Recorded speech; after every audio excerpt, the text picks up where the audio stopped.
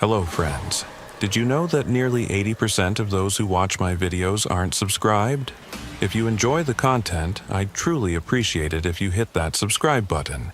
It helps a lot. Also, don't forget to leave a like and share your thoughts in the comments. Your interaction not only supports the channel's growth, but also helps these stories reach more people. Thank you all for being here. By the way, where are you watching from?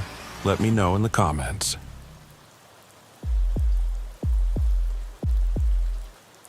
I arrived at Quantico on a Tuesday morning in late September. The air was cold, the kind of air that makes you believe in new beginnings. It took 40 minutes by car from the airport, passing through the wooded areas of Virginia. As we approached the academy, the woods seemed to grow denser. When the gates finally came into view, I felt something shift inside me. Here I was, 20 weeks that would either make me or break me. The security guard at the checkpoint barely looked up as he waved our shuttle through. I pressed my face against the window and watched the buildings emerge from among the trees. Red brick, concrete, glass. Everything looked official and permanent, as if it had been placed there forever and would remain long after I was gone. Somewhere in that labyrinth of structures, I would learn to think like a federal agent. Or I would fail. Our group numbered 32. I counted us as we filed off the shuttle, dragging duffel bags and wheeling suitcases across the parking lot. 32 strangers who would become something else over the next 5 months. Some would wash out, some would excel, most would simply survive. I intended to be in that middle group, unremarkable enough to avoid scrutiny, competent enough to pass. The orientation building smelled like floor polish and old coffee. We gathered in a lecture hall with stadium seating, the kind you see in universities. A woman in a dark suit stood at the podium, her expression neutral, her posture military straight. She didn't introduce herself. She simply began. "You are new agent trainees," she said. "For the next 20 weeks you will be addressed as such. You will not use first names among yourselves. You will use surnames only. You are not friends. You are colleagues in training. This distinction matters." I glanced around the room. Most faces showed the same careful blankness I was trying to maintain. A few people looked nervous. One man in the back row was taking notes, his pen moving rapidly across a legal pad. The woman continued speaking, outlining schedules, expectations, consequences for failure. Her voice never changed pitch or tempo. It was like listening to a recording. After the lecture, we were given folders containing our training schedules and assigned to dormitory rooms. I found mine on the second floor of a building that faced the woods. The room was small, institutional, with 2 beds bolted to opposite walls. My roommate hadn't arrived yet. I unpacked methodically, hanging my few civilian clothes in the narrow closet, stacking FBI-issue gear on the desk. The window looked out over a running track, and beyond that, dense trees. It was only mid-afternoon, but the shadows under those trees looked deep. That evening, we had our first formation. We assembled in the courtyard outside the main academic building, standing in rough lines while an instructor walked among us, correcting our posture, our spacing. His name was Briggs. He had the weathered look of someone who had spent decades in federal service, his face lined, but his eyes sharp. "This is where it begins," Briggs said, stopping at the front of our formation. "Tomorrow morning, 0600 hours, you will muster here again. Every morning after that, roll will be called. You will answer when your name is called. You will answer loudly and clearly. If you do not answer, you are marked absent. 3 absences, and you are reviewed for dismissal. This is not college. This is not negotiable." He pulled a clipboard from under his arm and began reading names. The sound echoed off the surrounding buildings, each surname followed by a crisp, "Here, sir," or "Present, sir," from somewhere in our formation. I listened to the rhythm of it, the call and response that would become routine. "Dalton, here, sir." "Fisher, present, sir." "Garrett, here, sir." Then Briggs called a name I hadn't heard during orientation. "Holloway." There was a pause. I looked around, trying to see who would respond. No one did. Briggs didn't look up from his clipboard. He simply made a mark and continued. "Jensen, here, sir." The roll call finished without incident. We were dismissed to the dining facility for dinner, a utilitarian space filled with long tables and plastic chairs. I sat with 2 other trainees, both of whom had come from local law enforcement. We didn't talk much. The food was adequate, institutional. I barely tasted it. Back in my room that night, I finally met my roommate. His name was Nolan. He was tall, maybe 6'2", with a military bearing that suggested prior service. We exchanged minimal pleasantries. He told me he'd been a Marine MP. I told him I'd worked financial crimes in Chicago.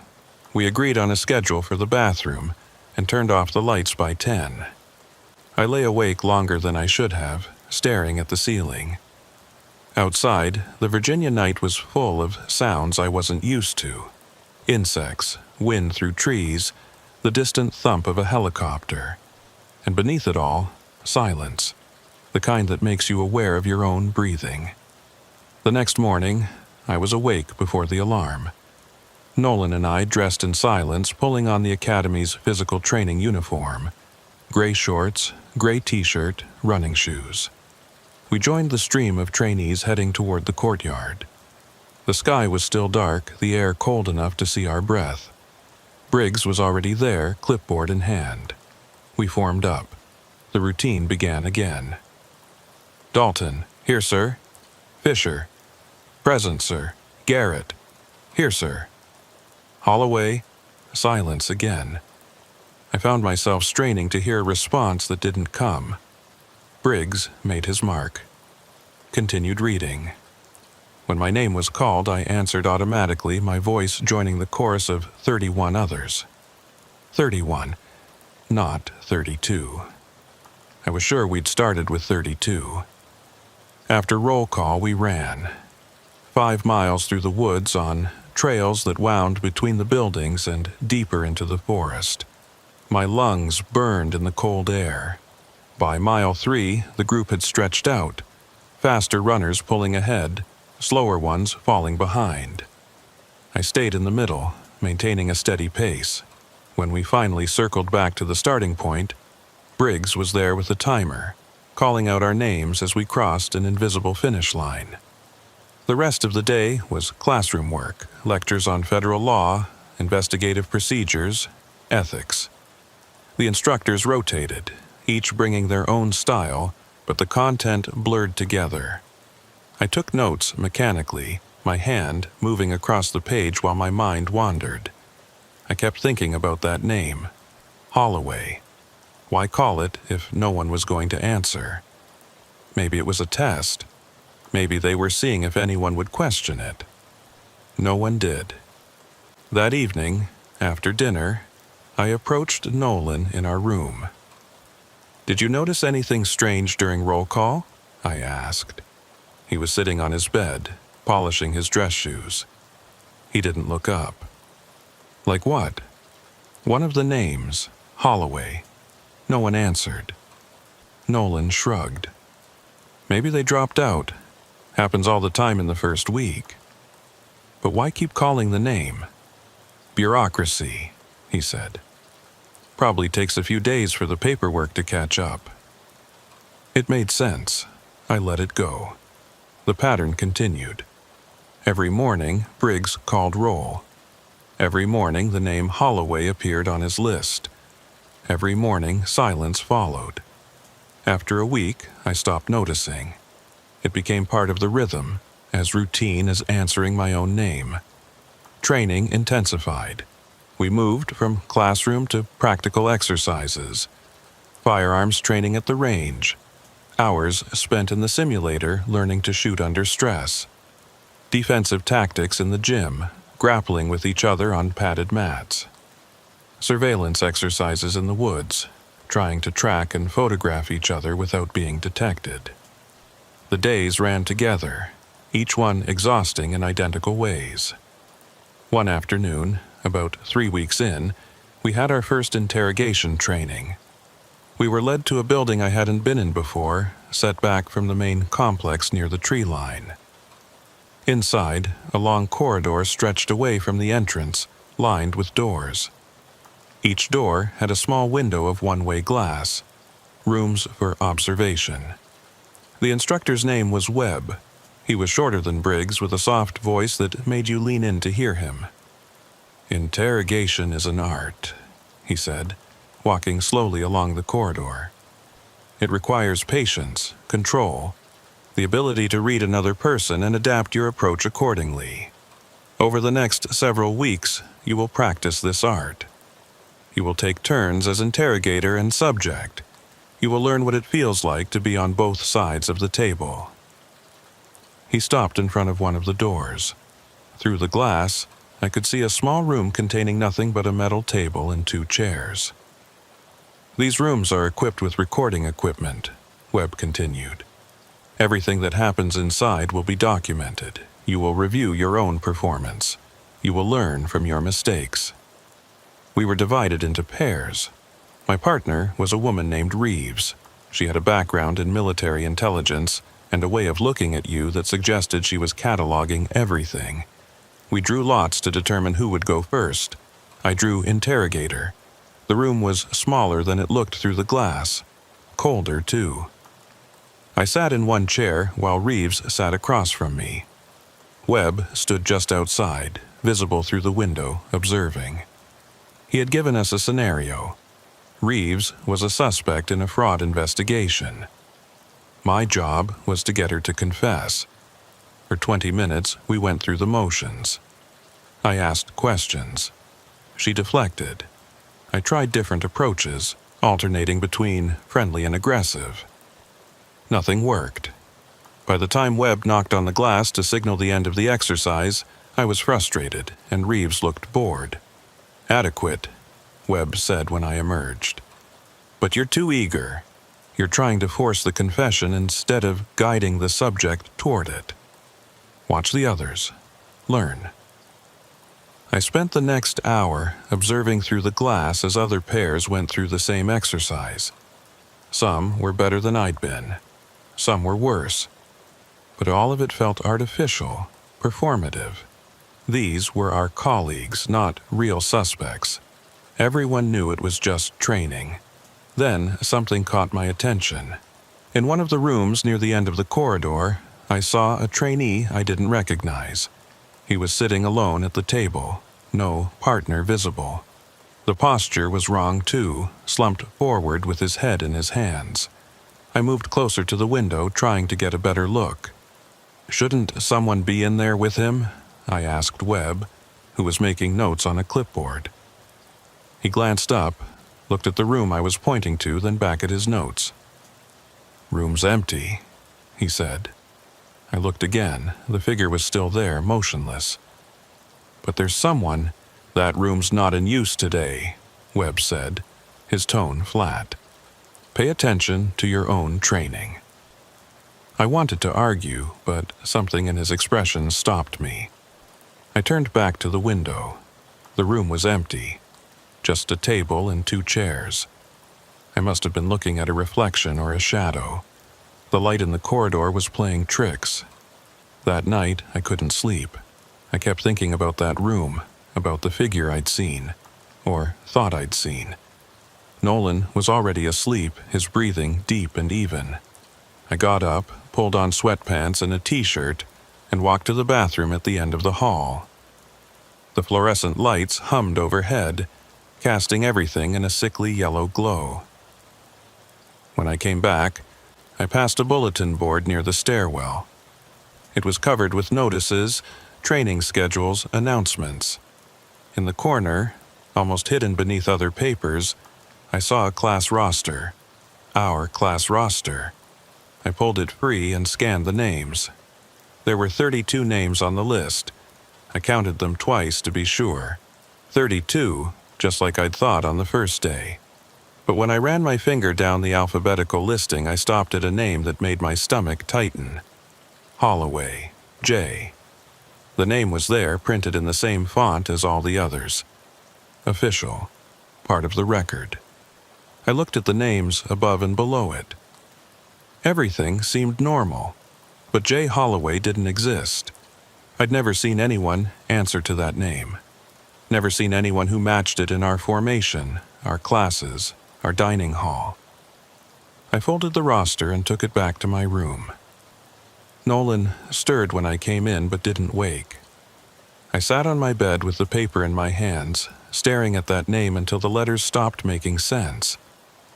The next morning, during physical training, I fell into step beside Reeves. We ran in silence for the first mile. Then I asked her, "Do you know anyone named Holloway?" She glanced at me, her breathing steady despite the pace. "Why?" "Just curious. The name keeps coming up." "Coming up where?" "Roll call, the roster." She was quiet for a moment, focused on her stride. Then she said, "No, I don't know anyone by that name." "You're sure?" "I'm sure. Why does it matter?" I didn't have a good answer. "It doesn't," I said. "Forget it." But I couldn't forget it. Over the following days, I started paying closer attention during formations. I tried to match faces to the names Briggs called. Dalton was a stocky guy with a buzz cut. Fisher was the woman who always stood in the front row. Garrett was the former Marine who ran faster than anyone else. I could place most of them, but Holloway remained absent. A name without a person. I considered asking Briggs directly, but couldn't figure out how to phrase the question without sounding paranoid. "Hey, why do you keep calling a name that no one answers?" It seemed absurd. There had to be a reasonable explanation. Administrative error. Someone who dropped out but remained on the official roster. It happened. A month into training, we had our first major exam. Written test covering everything we'd learned so far. Law, procedure, ethics, investigative techniques. We sat in a large room, each at our own desk, with proctors walking the aisles to ensure no one cheated. The test took 3 hours. Afterward, we were told results would be posted within 48 hours. Those 2 days dragged. Training continued, but everyone was distracted, wondering how they'd performed. When the results finally appeared on the bulletin board, a crowd gathered immediately. I pushed through to the front, scanning the list for my name. I'd passed, not spectacularly, but solidly in the middle of the pack. Relief washed over me. I was still here, still in the game. Then I noticed something strange. The results were listed alphabetically, each name followed by a score. I counted them, 32 names, 32 scores. And there, between Harper and Jensen, was Holloway, J, score 87. Holloway had taken the test. Holloway had passed. I felt a hand on my shoulder and turned to find Nolan grinning. "Did you see your score?" he asked. "Yeah," I said, distracted. "Yeah, I passed." "We should celebrate. Some of us are going off base tonight. You in?" I shook my head. "I'm tired. Gonna stay in." He shrugged and moved off to join a group of trainees heading toward this parking lot. I stayed in front of the bulletin board, staring at that name and that score. 87. Better than mine. Better than a lot of people. But who had taken the test? Who had filled out that exam booklet and turned it in to be graded? I went to the administrative office. It was located in the main building, a warren of cubicles and filing cabinets staffed by civilian employees who handled the academy's paperwork. A woman at the front desk looked up as I approached. "Can I help you?" "I have a question about the exam results," I said. "There's a name on the list, Holloway, And I don't think I've ever met this person. Is there any way to verify who actually took the test? She frowned. What's your class number? I told her. She typed something into her computer, waited, typed more. Her frown deepened. Holloway J., she said. Enrolled in your class. Test score recorded. Everything looks normal. But I've never seen this person. Are there any other records? A photo? Contact information? I can't give out personal information about other trainees, she said, her tone shifting from helpful to bureaucratic. If you have a specific concern, you should speak with your training coordinator. Who would that be? Instructor Briggs. I thanked her and left. Of course, it was Briggs, the man who called roll every morning, who said that name into the empty air and moved on without comment. I could ask him, but what would I say? What was my actual concern? That someone was enrolled in our class but didn't physically exist. It sounded crazy, even in my own head. That night, I lay in bed again, listening to Nolan's breathing, thinking about patterns. In training, they taught us to look for patterns, anomalies, things that didn't fit. Holloway was an anomaly, a name without a face, a test score without a test taker, a presence that existed only on paper. But did it matter? We were weeks into training. No one had been hurt. No one had failed because of this. It was strange, yes. Unexplained, yes. But maybe some things didn't need explanations. Maybe I was looking for problems where none existed. I closed my eyes and tried to sleep. Outside, the Virginia night continued its chorus of sounds. Inside, the room was warm and dark and safe, and somewhere in the administrative files of the FBI Academy, the name J. Holloway remained, as official and permanent as any of ours. November arrived with cold rain that turned the academy grounds into a maze of mud and sodden leaves. Training shifted focus. Less classroom time, more practical application.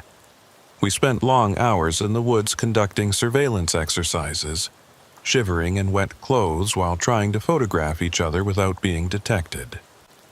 We practiced vehicle stops on a closed course, approaching cars with drawn training weapons, shouting commands that echoed off the surrounding buildings. The physical demands increased too. Morning runs grew longer, sometimes stretching to 8 or 10 miles through the forest. The defensive tactics training became more intense, with instructors encouraging us to go harder, faster, to test our limits.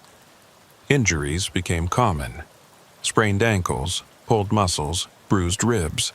The academy clinic saw a steady stream of trainees limping through its doors. I noticed the name less frequently now. Holloway had become part of the background noise, called every morning during roll and answered with silence. None of the other trainees seemed bothered by it. When I occasionally thought to look for patterns, to see if anything else was out of place, I found nothing. Just the name. Just that persistent, inexplicable absence. We were 8 weeks into the program when the night exercises began. Briggs announced it during formation one morning. Starting next week, you will participate in evening tactical scenarios, he said. These exercises will take place after dark and may run until 0200 hours or later. They are mandatory. They will test your ability to operate under stress and fatigue. Some of you will find them difficult. If you cannot handle darkness, if you cannot handle uncertainty, speak to your coordinator now. No one spoke. Of course, no one spoke. To admit weakness at this stage would be professional suicide. The first night exercise was scheduled for the following Tuesday. We assembled at 2000 hours in full tactical gear, body armor, helmet, duty weapon loaded with training ammunition. The instructors divided us into groups of 4. My group consisted of Nolan, Reeves, and a quiet guy named Porter, who rarely spoke unless directly addressed. The scenario was straightforward. We were to approach a building at the far edge of the academy grounds, clear it room by room, and secure any simulated suspects inside. Instructors playing the role of suspects would be armed with training weapons that fired marking rounds. If you got hit, you were out. The exercise ended when all suspects were secured or all trainees were eliminated. They loaded us into a van and drove us to a drop point about a mile from the target building. When the doors opened, we stepped out into complete darkness. The instructors had chosen a night with no moon. Cloud cover blocked even the stars. Our only light came from the tactical flashlights mounted on our weapons. "You have 2 hours," the driver said. "Good luck." The van pulled away, leaving us alone in the woods. We moved in formation, Nolan on point, Porter taking rear security, Reeves and I in the middle. The forest was alive with sounds, every snapping twig and rustling leaf amplified by darkness and adrenaline. Our flashlights carved narrow tunnels through the black, illuminating tree trunks and undergrowth, but revealing little of what lay beyond. After 20 minutes of careful movement, we reached the building. It was an old training structure, 2 stories of brick and concrete with most of its windows boarded up. A single door faced us, standing slightly ajar. Orange light flickered inside, too irregular to be electric. Candles or lanterns. Nolan signaled for us to stack up on the door. We moved into position, weapons raised, hearts hammering. On his count, we flowed inside. The entry room was empty, except for a metal desk and a chair. The flickering light came from a kerosene lantern sitting on the desk. Beyond it, a hallway stretched into darkness. Doors on either side all closed. We cleared the first room. Empty. Second room, empty. Third room, empty. The building seemed abandoned, but we knew instructors were here somewhere waiting to ambush us. At the end of the hallway, a staircase led up to the second floor. Nolan pointed, and we began to climb. The stairs creaked under our weight, announcing our presence. Tactically useless, but we had no choice. The second floor was laid out identically to the first. Long hallway, closed doors, silence. We started clearing rooms again. First room, empty. Second room, empty. Third room, a figure in the corner, weapon raised. We all fired. The marking rounds hit center mass. The instructor playing the suspect called out, "I'm hit," and dropped his weapon. 1 down, we continued. Fourth room, empty. Fifth room, 2 suspects. We engaged, but one of them got Porter. A blue marking round splattered across his chest armor. He swore and lowered his weapon out of the game. Down to 3, we finished clearing the second floor. 2 more suspects found and neutralized. But the scenario wasn't over. Somewhere in this building, at least one more instructor was hiding. We went back downstairs, more cautious now. Reeves took point while Nolan covered our rear. I stayed in the middle, trying to watch everywhere at once. My flashlight beam swept across walls, floors, doorways. Everything looked wrong in the harsh white light. Shadows too deep, angles too sharp. Then I heard it. Footsteps, coming from above us, but we'd just cleared the second floor. Every room, every closet, there was nowhere left to hide. "Second floor secure," Nolan whispered. "We cleared it." "I hear it too," Reeves said. We stood in the hallway listening. The footsteps continued. Slow, deliberate, moving from one end of the building to the other. Back and forth, back and forth. "Maybe one of the instructors doubled back," I suggested. "Not possible," Nolan said. "We'd have seen them on the stairs." But there was no other explanation. We returned to the staircase and climbed again, weapons raised, every sense alert. The second floor hallway looked exactly as we'd left it. Doors open from our initial sweep, empty rooms visible beyond. The footsteps had stopped. Check the rooms again, Reeves said. We moved through them systematically. Nothing. No one. Just empty spaces and our own breathing. This doesn't make sense, Nolan said. Before anyone could respond, we heard a voice. Faint, distant, coming from somewhere below us. It sounded like someone calling a name, but I couldn't make out the words. We went downstairs. The entry room was empty, the lantern still burning on the desk. The voice had stopped. We stood there, 3 trainees in full tactical gear, suddenly unsure of what we were supposed to be doing. Maybe it's a recording, I said, part of the scenario. Why would they do that? Reeves asked. I didn't have an answer. We spent another 30 minutes searching the building, every room, every closet, every possible hiding place. We found nothing, no more suspects, no more instructors, no explanation for the footsteps or the voice. Eventually, we admitted defeat and exited the building. The van was waiting in the same spot where it had dropped us off. The driver looked at his watch. 2 hours and 15 minutes, he said. Over time, you fail. We climbed in without argument, too tired to care. On the ride back, Porter asked, "Did you guys hear anything weird in there?" "Footsteps," Nolan said. "Yeah," and a voice. "Recording," Reeves said, but she didn't sound convinced. We didn't discuss it further. When we got back to the dormitory, I showered and fell into bed, asleep before my head hit the pillow. The next morning, during roll call, I noticed something different. When Briggs called Holloway's name, there was a pause, just like always. But this time, I could have sworn I heard something. Not a voice exactly, more like an exhalation, a breath in the silence. I looked around. No one else reacted. The roll call continued normally. Maybe I'd imagined it. I was tired, operating on too little sleep. The mind plays tricks under those conditions. We'd learned that in class. Sleep deprivation causes hallucinations, auditory and visual. Perfectly normal, nothing to worry about, but it bothered me anyway. The night exercises continued weekly. Each one different, each one designed to push us further. We practiced hostage rescue in abandoned buildings. We conducted mock arrests in complete darkness. We tracked suspects through the woods using night vision equipment that turned the world into shades of green. During one exercise, about 3 weeks after the first, my group was clearing another building.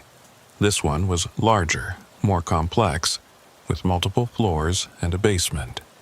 We'd been inside for over an hour, working our way methodically through the structure, when we came to a door that shouldn't have been there. It was located at the end of a hallway on the 3rd floor. According to the building schematic we'd been shown during briefing, this hallway had 4 doors, 2 on each side, but standing here now, I counted 5. The extra door was at the very end, painted the same institutional gray as the walls, easy to miss if you weren't paying attention. "That wasn't on the diagram," Reeves said.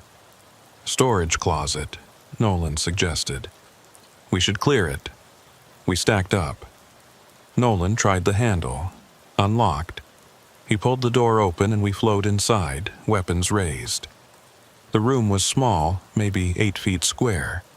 Empty, except for a metal folding chair in the center. On the chair sat a clipboard with a single sheet of paper.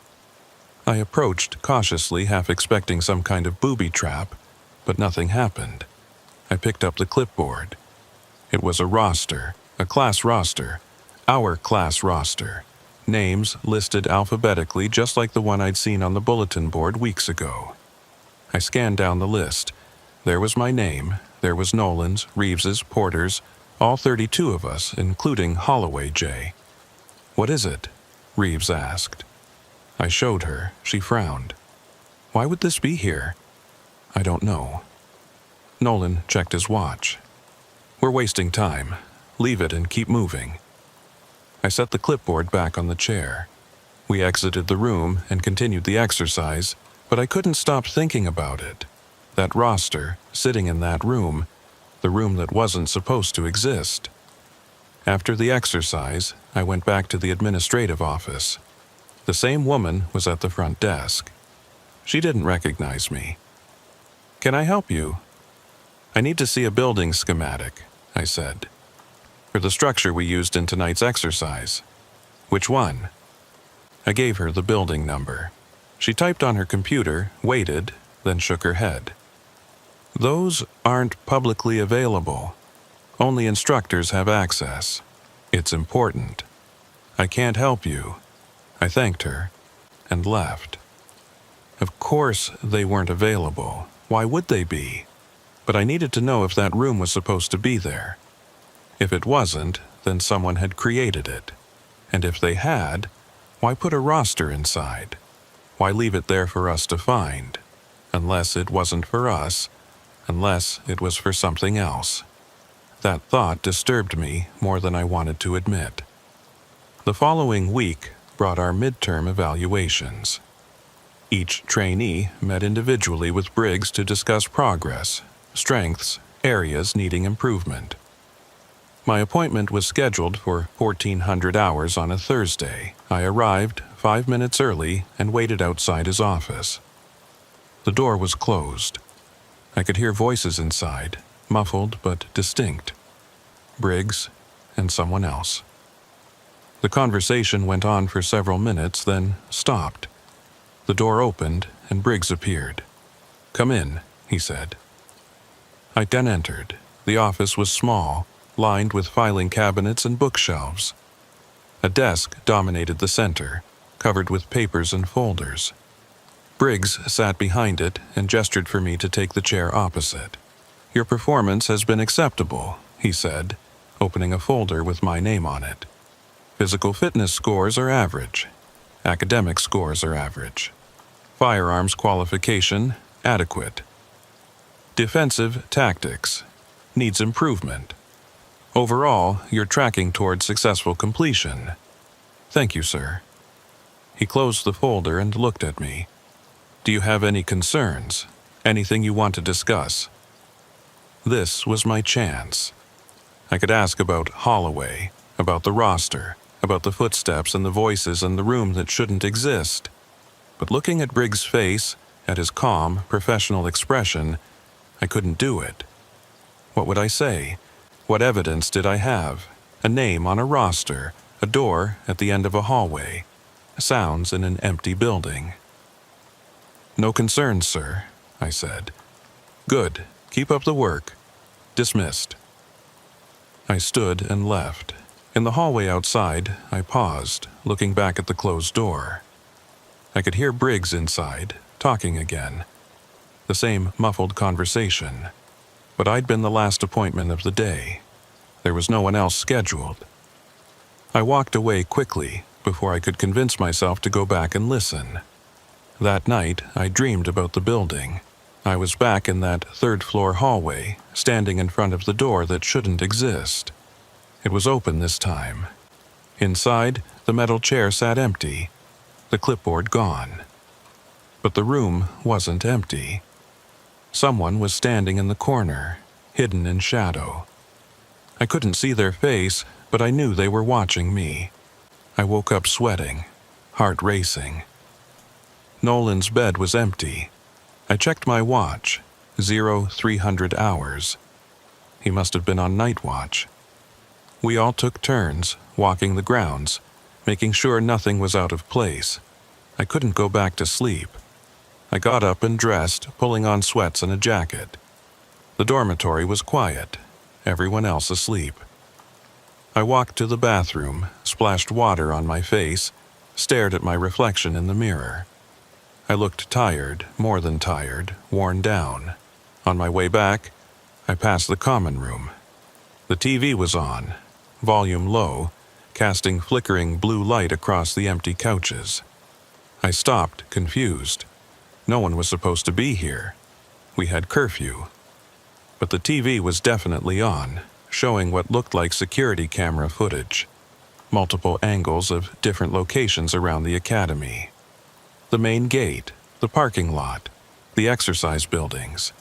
I stepped closer. One of the camera feeds showed a figure walking across the courtyard. I recognized the distinctive gate and the buildings in the background. It was happening now. Live footage. The figure was wearing a training uniform, moving with purpose from one building to another. Then the figure stopped, turned, and looked directly at the camera. I couldn't see the face clearly, the image too grainy, the distance too far, but something about the posture, the way they stood there motionless, made my skin crawl.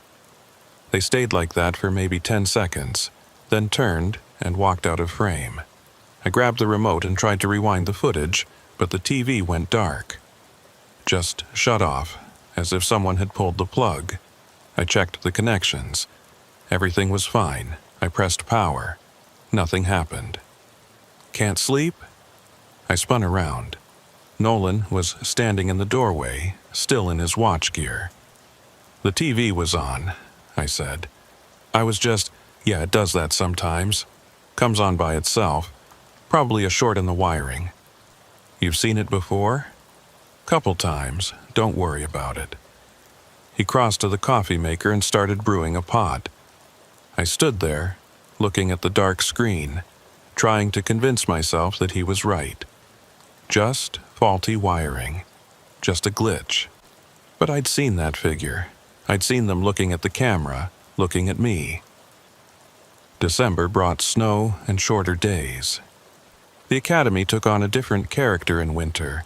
The red brick buildings stark against white ground. The Virginia woods silent and bare. We were 13 weeks into training now, past the halfway mark, deep into the specialized instruction that would define our careers. I stopped sleeping well. Not all at once, but gradually, night by night.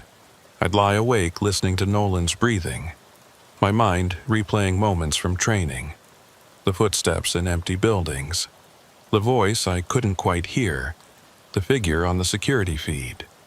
Each incident explainable on its own, but together they formed a pattern I couldn't ignore.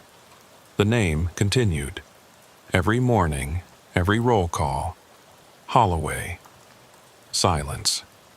A mark on Briggs's clipboard. Move on. I started keeping notes. Nothing official, just a small notebook I carried in my pocket. I'd write down anything unusual. The date, the time, what I'd observed. Most days there was nothing to record. Some days there were small things. A door left open that should have been locked. Equipment moved from where we'd left it. Footsteps in corridors that should have been empty. One morning in mid-December, during physical training, we ran a different route. Instead of the usual loop through the woods, Briggs led us deeper into the academy grounds, past buildings I'd never noticed before. Old structures, some of them clearly abandoned. Windows dark and doors sealed with warning tape. We ran past a particularly decrepit building, 3 stories of crumbling brick, and I noticed something. On the 3rd floor, in one of the windows, I saw a light, just for a moment.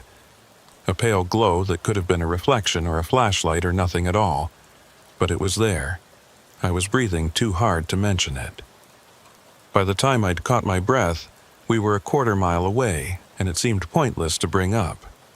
Another small thing, another entry in my notebook. That afternoon, we had an unusual session scheduled. Psychological evaluation, mandatory for all trainees at the midway point.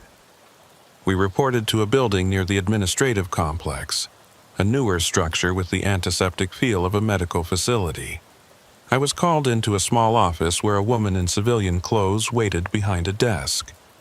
She introduced herself as Dr. Mason, contract psychologist for the academy. We shook hands. Her grip was firm, professional. "This is a routine evaluation," she said.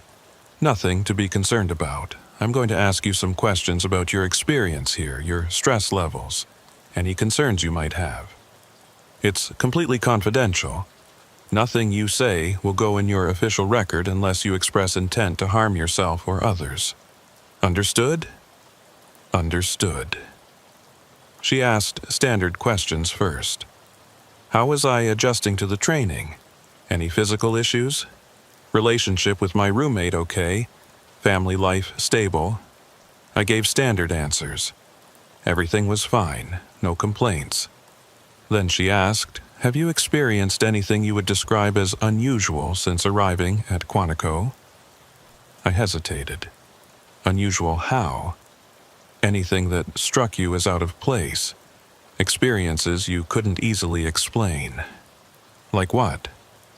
I'm asking you. She smiled, but her eyes were watchful. Have you? I thought about my notebook, the entries I'd made, the pattern I'd been tracking. This was my chance to tell someone official, someone who might actually have answers. But something stopped me. Maybe it was the way she phrased the question. Have you experienced anything unusual? Not have you noticed anything unusual. Experienced, as if the problem might be with me rather than with what I'd observed. No, I said. Nothing unusual. You're sure? I'm sure. She made a note on her pad. Sleep patterns normal? Normal enough. Appetite? Fine. Any recurring thoughts or concerns? Just the usual stress, wondering if I'll pass. Another note.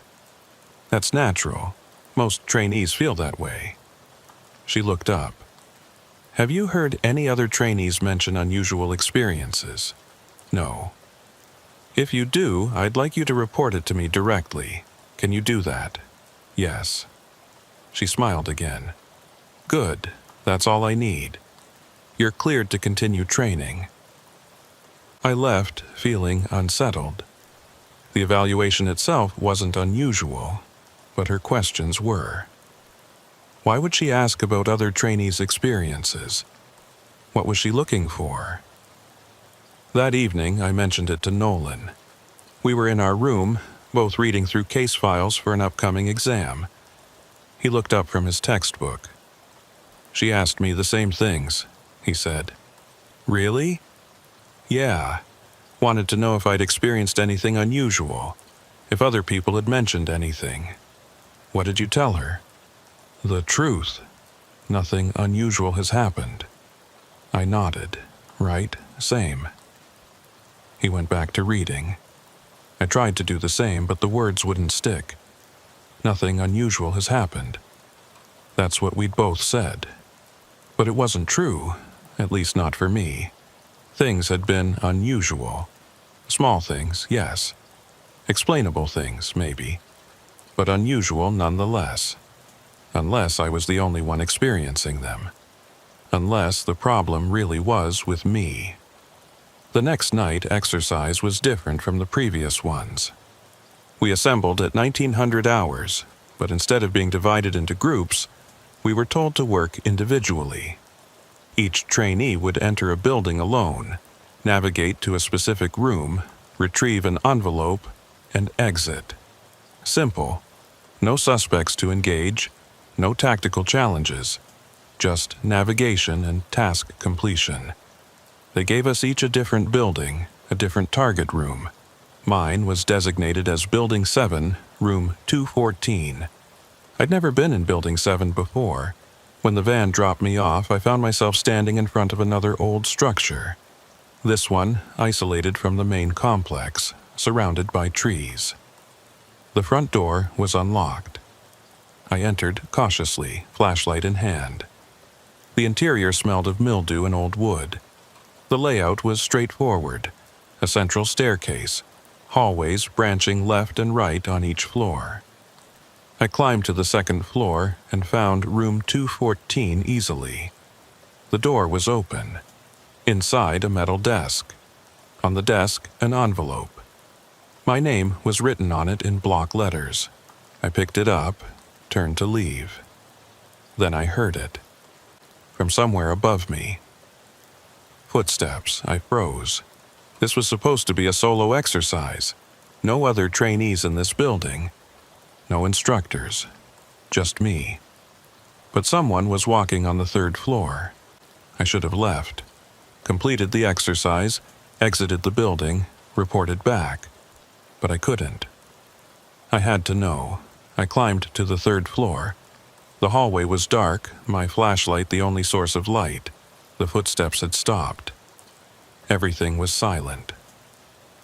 I moved slowly, checking each room as I passed. Empty, empty, empty. At the end of the hallway, one final door. I approached it, tried the handle, locked. From inside the room, I heard breathing. Slow, steady, like someone at rest. I knocked. No response. The breathing continued. "Hello?" I called. "This is trainee reporting. Identify yourself." Nothing, just that breathing. I stood there for what felt like hours, but was probably only minutes. Finally, I turned and left. Went back downstairs, exited the building, walked to the pickup point. The van was already there, engine running. The driver checked his clipboard as I climbed in. "You got the envelope?" I held it up. "Good, you're the last one." On the ride back, I opened the envelope. Inside was a single sheet of paper with a single line of text. "Exercise complete. Report to your dormitory." That's all. Nothing else. Back in my room, I added another entry to my notebook. Building 7, room 214. Footsteps. Breathing behind a locked door. I read through the previous entries looking for patterns, for any kind of sense. Nothing emerged. Just a list of small anomalies, each one dismissible, but together suggesting something I couldn't quite define. The next morning during roll call, something changed. When Briggs called Holloway's name, I heard it again. That exhalation, that breath. But this time it was louder, clearer, almost like a word. "Here." It was so faint, I could barely distinguish it from the wind. But I heard it. I was sure I heard it. I looked around frantically. No one else reacted. Briggs made his mark and continued reading names as if nothing had happened. Dalton answered. Fisher answered. Garrett answered. The routine continued. After formation, I approached Reeves. "Did you hear that?" I asked. "Hear what?" "During roll call, when Briggs called Holloway." She frowned. "I didn't hear anything." Someone answered. No one answered. No one ever answers. But I heard, "You're tired," she said. "We're all tired. Get some sleep." She walked away. I stood there in the courtyard, watching the other trainees disperse to their first classes of the day, and wondered if she was right. Maybe I was hearing things. Maybe the stress and sleep deprivation were finally catching up to me. That afternoon, I had another session with Dr. Mason. This one wasn't scheduled. She called me in during what should have been free time. "I wanted to follow up on our previous conversation," she said as I sat down. "How have you been feeling?" "Fine." "Sleeping well?" "Well enough." She made a note. "Have you experienced anything unusual since we last spoke?" There it was again. That specific phrasing. Why do you keep asking me that? It's a standard question. No, it's not. You didn't ask about stress or performance or any of the normal evaluation criteria. You keep asking specifically about unusual experiences. She set down her pen. "You're observant. That's good. It'll serve you well in the field." She paused. "I'm asking because we want to ensure trainees are psychologically equipped to handle the unique pressures of academy life. Sometimes people experience things they can't easily categorize. Stress manifests in unusual ways. So you think I'm imagining things? I didn't say that, but that's what you mean. Sleep deprivation causes hallucinations. We learned that in class. It can, yes, but I'm not suggesting you're hallucinating. I'm simply asking if you've noticed anything you found difficult to explain." I met her eyes. "Would you believe me if I said yes?" "I would listen." "And then what? Put it in a report? Flag me as psychologically unstable? Send me home? That's not how this works. Then how does it work?" She sighed. "I'm trying to help you. If you're experiencing difficulties, I need to know. Not to punish you, but to provide support." I wanted to believe her. I wanted to tell her about the name, about the rooms, about the footsteps, and the breathing and the voice on the security feed. But I couldn't. Because even as I sat there, I wasn't sure any of it was real. Maybe it was all in my head. Maybe Reeves was right and I just needed sleep. "I'm fine," I said. "Thank you for your concern, but I'm fine." She studied me for a long moment, then nodded. "All right, but if that changes, my door is open." I left her office and went straight to the library, a quiet building on the edge of campus where trainees could study without interruption. I found a corner desk and pulled out my notebook, reading through the entries again. Each one, isolated, could be explained. Fatigue, stress, misperception. But together, I heard a sound and looked up. Someone was standing at the end of the aisle, partially hidden by the shelves. I couldn't see their face, but they seemed to be watching me. "Can I help you?" I called. No response. The figure didn't move. I stood, walked toward them. As I got closer, they stepped back, deeper into the shadows between the shelves. I followed, rounded the corner. The aisle was empty. I stood there, breathing hard, my heart pounding. No one, nothing, just books and empty space. I left the library, went back to my room. Nolan was there, cleaning his service weapon. "You okay?" he asked. "You look pale." "I'm fine, just tired." "You should get checked out at the clinic. They can give you something to help you sleep." "Maybe." I sat on my bed and stared at the wall. The room felt smaller than usual, the ceiling lower, the air thicker. Outside, the December light was already fading, the afternoon slipping into evening. That night, I did something I'd been avoiding. I went back to Building 7. It was easy to slip away. Nolan was on watch duty. Everyone else was either studying or sleeping. I pulled on dark clothes, grabbed a flashlight, and left the dormitory through a side exit that wasn't monitored. The walk to Building 7 took 20 minutes. The moon was out, nearly full, casting the academy grounds in pale silver. The building loomed ahead, dark and silent. I tried the front door. Still unlocked. Inside, I climbed directly to the 3rd floor. The hallway was exactly as I remembered. I walked to the end, to that locked door. Put my ear against it. Silence. No breathing, no movement. I tried the handle.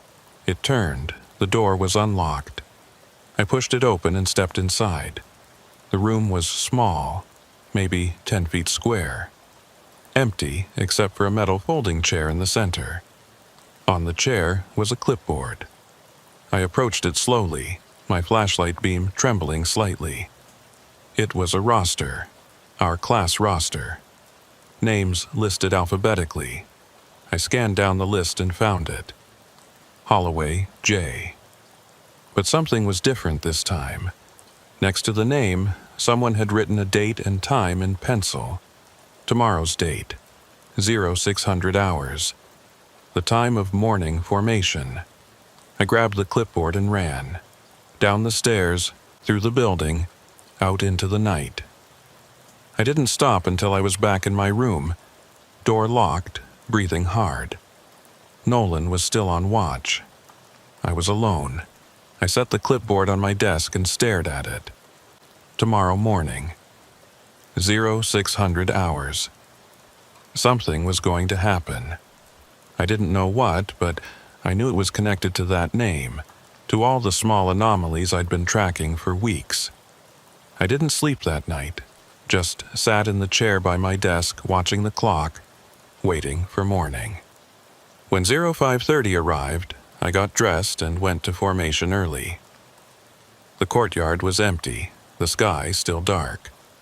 I stood in my usual spot and waited. Other trainees began to arrive. Slowly at first, then in a steady stream. Nolan appeared, looking tired from his watch shift. Reeves showed up, along with Porter and Fisher and all the others. We formed our lines. Briggs appeared at exactly 0600 hours. He took his position at the front of our formation, clipboard in hand. "Attention," he called. We snapped to. The roll call began. Dalton, "Here, sir." Fisher, "Present, sir." Garrett, "Here, sir." Then Holloway. And this time someone answered, "Here, sir." The voice came from the middle of our formation. Male, unfamiliar, clear as day. I turned to look, trying to see who had spoken, but there were too many people, too many faces. I couldn't identify the source. Briggs made his mark and continued. The rest of roll call proceeded normally. When he finished, he dismissed us to breakfast. I grabbed Nolan's arm as he turned to leave. "Did you hear that?" "Hear what?" "Holloway. Someone answered." He frowned. No one answered. "Yes, they did. Someone said, 'Here, sir.' You must have heard it." "I didn't hear anything," Nolan said. "Are you feeling okay?" I let go of his arm, looked around. Everyone was walking away, heading to the dining facility, chatting among themselves. Normal morning routine, as if nothing had happened. But someone had answered. I'd heard it, I was certain. I spent that day in a fog, barely present during classes, my mind replaying that moment over and over. Someone had answered, Holloway had answered. After 15 weeks of silence, the name finally had a voice, but no one else had heard it. Just me. That evening, I went back to see Dr. Mason. She was surprised when I appeared at her door without an appointment, but she let me in. "I need to tell you something," I said. She gestured for me to sit. "I'm listening." And I told her everything. The name on the roster, the footsteps, the breathing, the figure on the security feed, the room with the clipboard, the voice during roll call, all of it. I spoke for maybe 20 minutes while she took notes, her expression neutral, professional. When I finished, she was quiet for a long moment. Then she said, "Thank you for sharing this with me. I know it wasn't easy." "So what does it mean? Am I losing my mind?" "No, you're experiencing stress-related perceptual distortions. It's not uncommon in high-pressure environments. The mind tries to find patterns, to make sense of ambiguous stimuli. Sometimes it creates connections that aren't really there. But the roster, the clipboard, those were real. Were they? Did anyone else see them?" "I don't know. I didn't ask." "That's part of the pattern," she said gently. "You're experiencing these things in isolation. No witnesses, no verification. That suggests the source is internal rather than external. So it's all in my head. Your brain is doing what it's evolved to do. It's trying to protect you by identifying potential threats. But under stress, that system can become overactive. You start seeing threats that don't exist." I slumped in my chair. "What do I do?" "First, you need to sleep. Real sleep. I'm going to prescribe something mild to help with that. Second, I want you to stop isolating. Spend more time with your fellow trainees. Social connection helps ground us in reality. Third, if you experience anything else unusual, I want you to immediately verify it with someone else. Don't trust your own perception. Get a second opinion." She wrote out a prescription and handed it to me. "These will help you sleep without making you groggy. Take one before bed. And remember, what you're experiencing is a symptom of stress, not a sign of mental illness. You're not crazy. You're just exhausted." I took the prescription. "Thank you." "You're going to be fine," she said. "You're a good trainee. Don't let this derail you." I went to the clinic and filled the prescription. Took the first pill that night. slept for 10 hours straight, dreamless and deep. When I woke up, I felt better, clearer. Maybe Dr. Mason was right. Maybe it was all just stress. I'd been pushing too hard, sleeping too little, looking for problems where none existed. I threw away my notebook, stopped tracking anomalies, focused on training, and for a while it worked. The days passed without incident. Morning formation, physical training, classes, exercises. Everything normal, everything routine. But every morning during roll call, when Briggs called that name, I held my breath, waiting to hear if anyone would answer. No one ever did. Except me, in my head, where I heard that voice, clear and distinct, saying, "Here, sir," every single morning.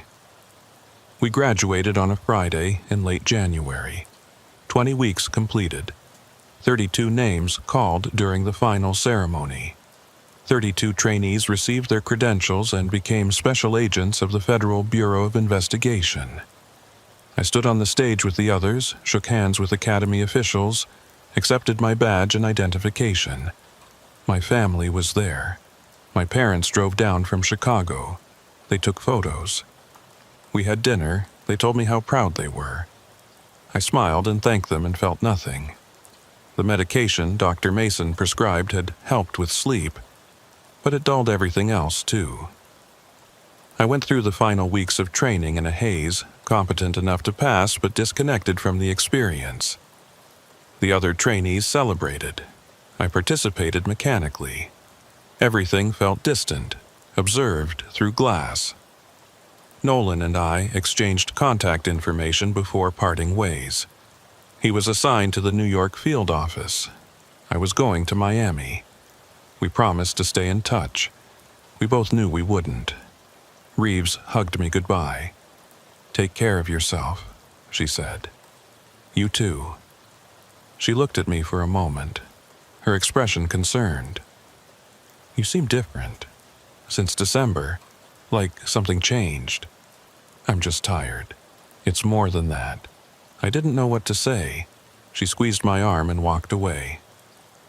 I left Quantico on a Saturday morning, drove north instead of south, away from my new assignment, toward nothing in particular. I ended up in a small town in Maryland, checked into a motel, and slept for 14 hours. When I woke up, it was dark outside. I ordered food from a diner down the street, ate without tasting it, then sat on the bed staring at the wall. The television was on, but I wasn't watching it. Just needed the noise. My phone rang. Unknown number, I answered. "This is Special Agent Mason," a voice said. "We met at the academy." It took me a moment to place the name. Dr. Mason, the psychologist. "I wanted to check in," she continued. "See how you're doing." "I'm fine." "Are you? You left Quantico before your post-graduation consultation. That's not typical." "I needed some time." "I understand, but I'm concerned. Have you experienced any unusual episodes since we last spoke?" There it was again. That phrasing. "No?" I said. "You're sure?" "I'm sure." "Good, that's good." She paused. "I want you to know that what you experience during training is not uncommon. Many agents go through similar periods of adjustment. It doesn't reflect on your capability or your fitness for service." "Thank you. If you ever need to talk, you have my number. Don't hesitate to call." "I won't." She hung up. I sat there holding the phone, wondering why she'd really called. To check on me, or to confirm something? I drove to Miami the next day, reported to the field office on Monday morning, met my new supervisor, toured the building, received my case assignments. Everything professional. Everything normal. My first week was orientation. Paperwork, administrative tasks, familiarization with local protocols. I met the other agents in my squad. They were friendly enough. Asked where I'd come from, how I liked Miami, if I'd found an apartment yet. I gave appropriate answers, made appropriate small talk, kept to myself otherwise. The second week, I got my first real assignment. Financial crimes case, following up on leads from a larger investigation. I interviewed witnesses, reviewed bank records, wrote reports. The work was straightforward. I was competent. My supervisor seemed satisfied. But at night, alone in my temporary housing, I couldn't stop thinking about Quantico, about the name, about all the things I'd experienced and been told were just stress, just fatigue, just my mind playing tricks. I started checking records, quietly, through official databases I now had access to. I searched for J. Holloway, FBI personnel, academy graduates, current agents, former agents. Nothing.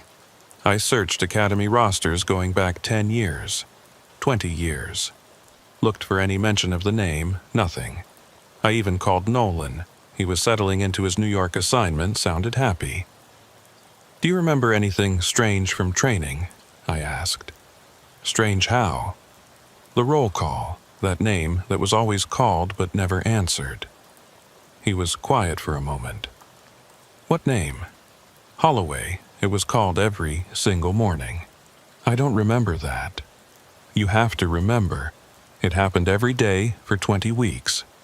"I think you're misremembering," he said. "Or maybe it was in a different class, but not ours." "It was ours, I'm certain. Listen, I have to go, but maybe you should talk to someone. The transition from academy to fieldwork can be rough. There's no shame in getting help." He hung up. I sat there with the phone in my hand, the same way I'd sat in that motel room in Maryland. No one remembered. Not Nolan, not Reeves when I called her next. Not any of the other trainees I contacted. They all said the same thing. No name called without answer. No unusual experiences. Just normal training. Either they were lying, or I'd experienced something they hadn't. Neither option was comforting. 3 months into my Miami assignment, I got an email from Academy administration. Routine alumni survey. How was I adjusting? Did the training prepare me adequately? Any suggestions for improvement? At the bottom was a link to view my official training record. I clicked it. The file contained everything. My test scores, evaluation reports, disciplinary actions, none, medical records, firearms qualifications, all of it. I scrolled to the class roster section. 32 names, listed alphabetically. Holloway, J, was there, right where it had always been, between Harper and Jensen. But when I clicked on the name to see the individual record, I got an error message, file not found. I tried again, same error. I called the Academy Records Department, explained that I was trying to access a classmate's information and getting an error. "What's the name?" the clerk asked. "Holloway J," I heard typing, then, "I'm not showing anyone by that name in your class." "But it's on the roster. I'm looking at it right now." "The official roster shows 31 graduates from your class. It shows 32 names. I can send you a screenshot." "Please do." I took a screenshot and emailed it to her, waited while she reviewed it. "That's strange," she said. "This roster shows 32 names, but our system only has records for 31. Give me a moment." She put me on hold. 5 minutes passed. 10. Finally, she came back. "I've consulted with my supervisor. It appears there was an administrative error. Someone was added to your class roster who shouldn't have been there. A clerical mistake. We'll correct it." "Who was it?" "I can't disclose personnel information." "But they were in my class. I should know who they were. According to our records, this person was never actually enrolled. It was just a name that accidentally appeared on some documents. It's being removed now. That doesn't make sense. The name was called every day during roll call. She was quiet for a moment. I'm sorry, but that's impossible. If someone isn't enrolled, their name wouldn't appear on the daily roll call sheet. You must be thinking of a different name. I'm not. It was Holloway. J. Holloway. I'm afraid I can't help you further. If you have other concerns about your training record, please submit them in writing. She hung up. I sat at my desk in the Miami field office, surrounded by case files and evidence boxes, and felt something crack inside me. Not dramatically, just a small fissure, a hairline fracture in the foundation of what I thought I knew. Either everyone was lying, or I was losing my mind. Those were the only options. I stopped asking questions after that. Focused on work. Did my job, closed cases, got good performance reviews, built a reputation as a solid agent, reliable if unremarkable. But I never stopped looking. In every database I accessed, every record system I used for investigations, I'd run a search for that name. J. Holloway, FBI. Never found anything. Years passed. I transferred from Miami to Chicago. From Chicago to Denver. Built a career. Made colleagues, not friends. Lived alone. Slept with the medication Dr. Mason prescribed. Even though I didn't work for the FBI anymore in any official capacity that would justify a prescription. I found other doctors, other pills. Sometimes I'd dream about Quantico, about standing in that courtyard at 0600 hours, waiting for roll call to begin. About hearing my name and answering. About hearing that other name and the silence that followed. Except in the dreams, someone always answered. And when I turned to see who it was, I'd see myself, standing a few rows back, looking forward, saying, "Here, sir," in a voice I recognized but couldn't quite place. I retired at 25 years, took my pension and moved to a small town in Montana. Far from everything, far from everyone. I still check sometimes, late at night when I can't sleep. I log into databases I probably shouldn't still have access to. I search for that name, never find it. But I know it was real. I know what I experienced. The footsteps, the breathing, the voice, the roster, all of it. And sometimes, in the quiet moments before dawn, I hear it again. That voice during roll call, clear and distinct. "Here, sir," not coming from anywhere external, not a hallucination or a memory. Just there, in the silence between thoughts. I've never told anyone this, but I think I know what it was. What Holloway was. It was all of us. Every trainee who ever stood in that courtyard and wondered if they'd make it. Every person who felt like they were being watched, evaluated, tested in ways that went beyond the official curriculum. Every agent who graduated and spent the rest of their career wondering if they'd really earned it, or if they'd just been lucky enough to avoid whatever trap was waiting in the shadows. Holloway wasn't a person. Holloway was a question. The question we were all too afraid to ask. Are you really here? Are you really who you think you are? Or are you just a name on a roster called into existence every morning and dismissed just as easily? I don't have an answer. I don't think anyone does.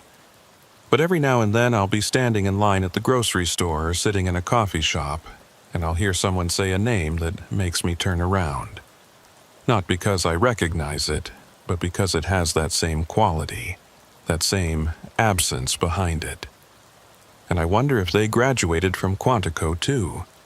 If they stood in that courtyard and heard their name called and answered automatically, never questioning whether they were really there, or just another administrative error waiting to be corrected. I wonder if they remember someone named Holloway. I wonder if they dream about that voice. I wonder if they're still trying to find the roster, to prove it was real, to show someone, anyone, that they're not crazy, that it happened, that there really was something wrong with that place. I wonder if they're still looking. Like I am. Like I always will be.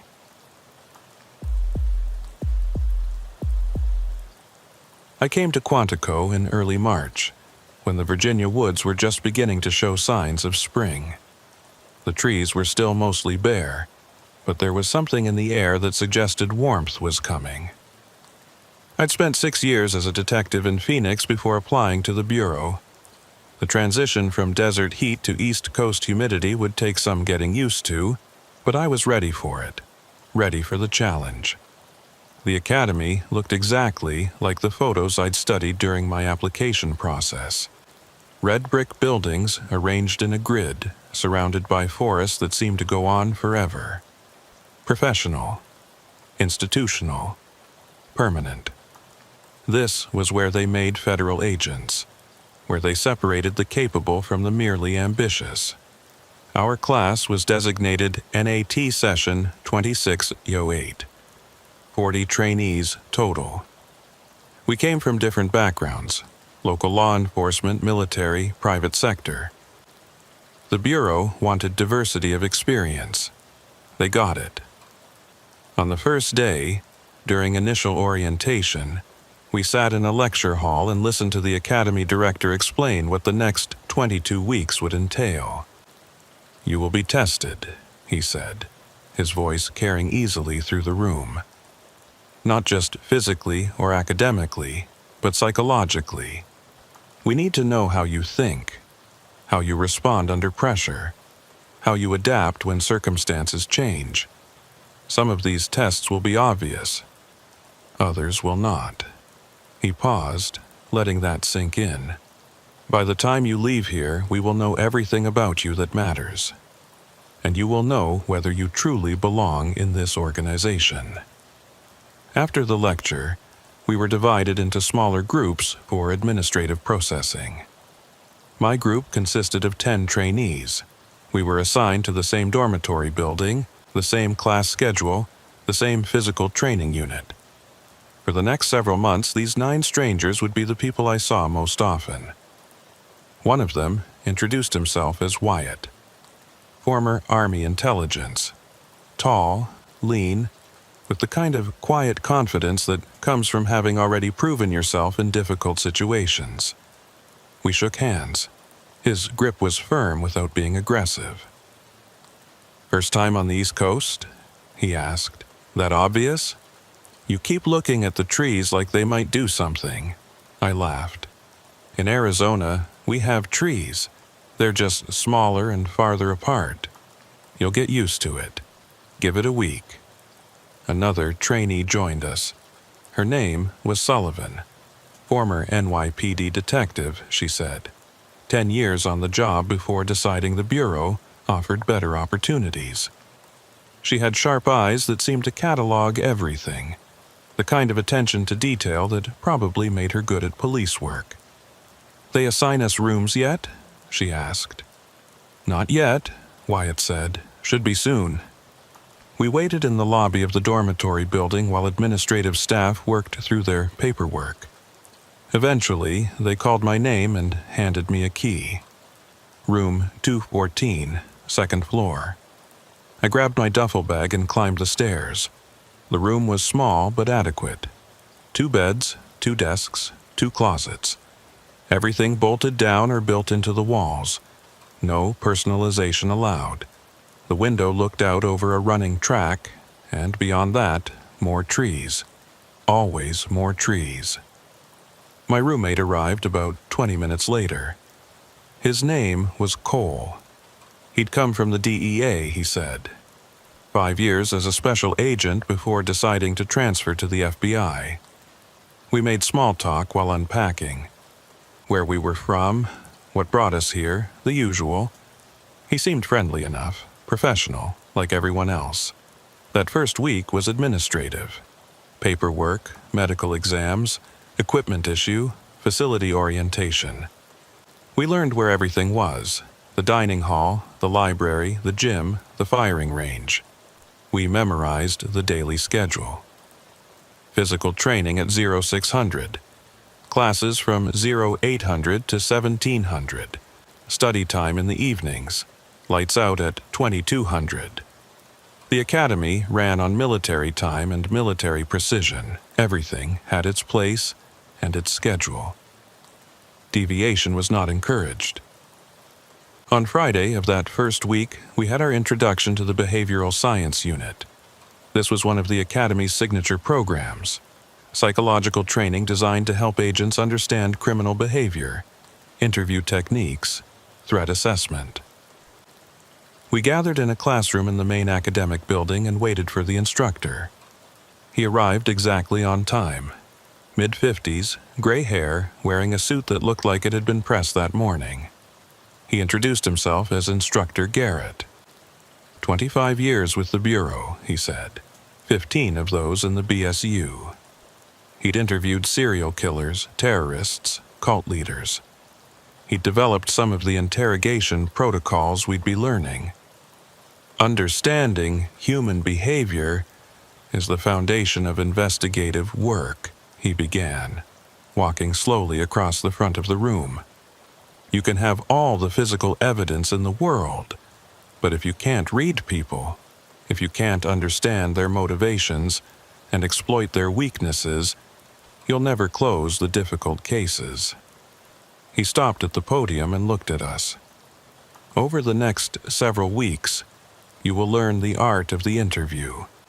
Not interrogation, not torture, not coercion. Interview. The voluntary exchange of information between two people, one of whom wants something the other possesses. He pulled up a slide on the projector. It showed a simple diagram. Two chairs facing each other across a table. This is your battlefield. Not dramatic, not exciting, but more important than any firearm you'll carry. In this room, with nothing but words, you will learn to dismantle lies, extract truth, and persuade people to act against their own interests. The slide changed. Now it showed a floor plan of a building. The academy maintains several interview training facilities. You'll become very familiar with them. Each room is equipped with recording equipment. Every word you speak, every gesture you make will be documented. You'll review your performance. You'll learn from your mistakes. By the end of this training, you'll be able to read a subject like a book. He advanced to the next slide. A photograph of a long corridor lined with doors. Interview Suite Alpha. Ground floor of Building 12. This is where you'll spend a significant portion of your psychological training. Each door leads to an interview room. Each room is identical. Table, 2 chairs, recording equipment. We've found that consistency helps trainees focus on technique rather than environment. I studied the photograph. The corridor looked institutional, almost sterile. Fluorescent lights overhead. Tile floor. Metal doors with small windows. It could have been a hospital or a prison or any number of government facilities. Starting Monday, Garrett continued, you'll begin practical exercises. You'll work in pairs, taking turns as interviewer and subject. The scenarios will start simple and become progressively more complex. By week 12, you'll be conducting full interrogations of role players trained to resist questioning. He turned off the projector. Any questions? A trainee in the front row raised her hand. How are pairs assigned? Randomly. We'll post the assignments Sunday evening. Check the board in your dormitory. No other questions. Garrett dismissed us. As we filed out of the classroom, I found myself thinking about those interview rooms. Identical spaces, he'd said. Table, 2 chairs, recording equipment. Everything controlled. Everything documented. It made sense from a training perspective, but there was something unsettling about the idea of 40 trainees rotating through the same sterile rooms, playing out the same scenarios over and over. Cole caught up with me in the hallway. You ever done interview training before? Some, in Phoenix PD. Nothing this extensive. Should be interesting. I did a fair amount of interrogations with DEA, but their techniques are more aggressive. FBI's supposed to be more psychological. That's what I hear. We walked back to the dormitory together. The sun was setting, casting long shadows across the academy grounds. In the distance, I could hear a group of trainees running through the woods, their cadence calls echoing through the trees. Everything felt normal, structured, exactly as it should be. That weekend, I explored the academy grounds, found the library, a quiet building filled with legal texts and case studies. Visited the gym, where off-duty trainees were working out. Walked the perimeter of the complex, noting the security measures. Cameras everywhere, fences, guards at the gates. This place took security seriously. Sunday evening, I checked the assignment board in the dormitory lobby. The interview training pairs had been posted. I scanned the list for my name. Paired with Sullivan, the former NYPD detective. That was fine. She seemed competent. Our first session was scheduled for Monday at 0900 hours. Interview Suite Alpha, Room 7. I went to bed early, wanting to be rested for the next day. Cole was already asleep, his breathing deep and even. Outside, the March wind moved through the trees, a sound I was slowly getting used to. The room was dark and warm and safe. I dreamed about corridors, long hallways stretching into darkness, doors on either side. I walked from one end to the other, opening each door, finding empty rooms behind them. Table, 2 chairs, nothing else, over and over. The dream had no narrative, no purpose, just the repetition of walking and opening doors and finding emptiness. I woke before my alarm, disoriented for a moment before remembering where I was. Quantico. Interview training today. I showered, dressed, grabbed my notebook and headed to breakfast. The dining facility was crowded, trainees from multiple sessions eating before their scheduled activities. I found an empty seat and worked through scrambled eggs and toast while reviewing my notes from Garrett's lecture. The fundamentals of interviewing, establishing rapport, reading body language, controlling the conversation. At 0845, I left the dining facility and walked to Building 12. It was located on the southern edge of the main complex, a 3-story structure that looked like it had been built in the 70s. The architecture was utilitarian, all right angles and concrete. I found Interview Suite Alpha on the ground floor. The corridor was exactly as it had appeared in Garrett's photograph. Fluorescent lights, tile floor, metal doors with small windows set at eye level. Numbers stenciled on each door, 1, 2, 3, 4, 5, 6, 7. Sullivan was already waiting outside room 7. She nodded as I approached. "Ready?" she asked. "As I'll ever be." She tried the door. It was locked. We waited. At exactly 0900, an instructor appeared. Not Garrett, someone else. He introduced himself as Instructor Harper, unlocked the door, and gestured for us to enter. The room was exactly as described. Small, maybe 10 by 10 feet. A metal table in the center, bolted to the floor. 2 metal chairs, also bolted down. One wall was mirrored glass, obviously one way. Recording equipment visible in the corners near the ceiling. "The scenario is simple," Harper said. "Sullivan, you're the interviewer. You're investigating a suspected fraud case. You," he looked at me, "are the subject. You may or may not be guilty. That's for you to decide. The exercise lasts 30 minutes. I'll be observing from the booth next door. Begin when you're ready." He left, closing the door behind him. Sullivan and I looked at each other across the table. "Shall we?" she said, taking the interviewer's chair. I sat opposite her. The chair was uncomfortable, designed that way on purpose. Everything about this room was designed to create a specific psychological effect. Sullivan began with basic questions: name, occupation, relationship to the alleged fraud. I answered cooperatively, playing the role of an innocent subject caught up in something I didn't understand. She was good at this, I noticed. Her questions were methodical, building a timeline, establishing facts, looking for inconsistencies. About 20 minutes in, something caught my attention. A sound from somewhere beyond the walls. Faint, like someone moving furniture in another room. I tried to ignore it, focusing on Sullivan's questions, but it persisted. A rhythmic scraping, as if a chair was being dragged across a floor. Sullivan paused. "Do you hear that?"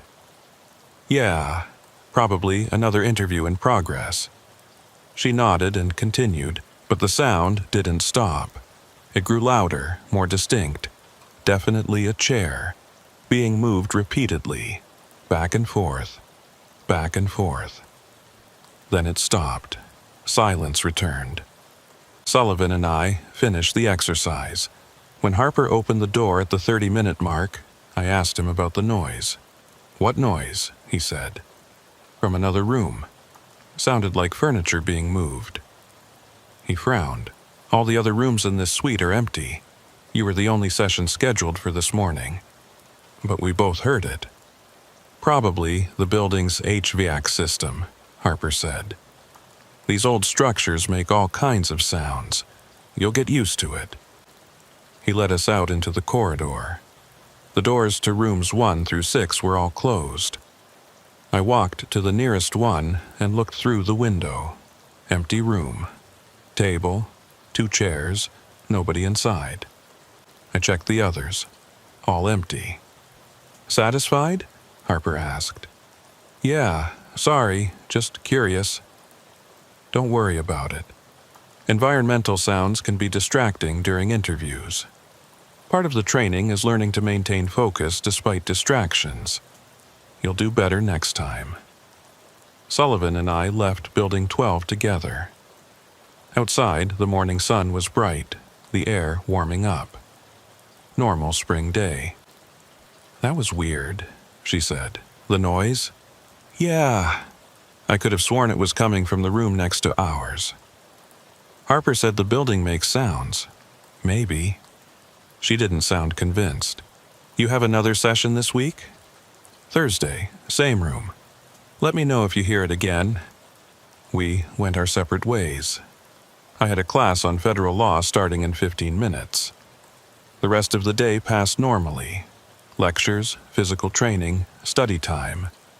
By evening, I'd almost forgotten about the scraping sound, almost. That night, lying in bed, I found myself thinking about it. The way it had started and stopped so abruptly. The rhythmic quality of it. And the fact that Sullivan heard it too. That was important. If I'd been the only one, I could have dismissed it as imagination. But we both heard it. Harper's explanation made sense. Old building, HVAC system, acoustic quirks. Nothing unusual about that. I closed my eyes and tried to sleep. In my dreams, I was back in the interview room, but this time I was alone. Sitting in the subject's chair, facing the empty interviewer's chair. The door was closed. The mirror reflected the room back at me. And from somewhere beyond the walls, I could hear that sound again. Scraping. Rhythmic. Getting closer, I woke up sweating. Cole was still asleep. The room was dark and quiet. Outside, nothing but the usual night sounds. Wind, distant traffic, the hum of the dormitory's climate control. I checked my watch, 0300 hours. Too early to get up, too late to fall back into meaningful sleep. I lay there in the dark, listening to Cole's breathing, waiting for morning. The week continued. More classes, more training.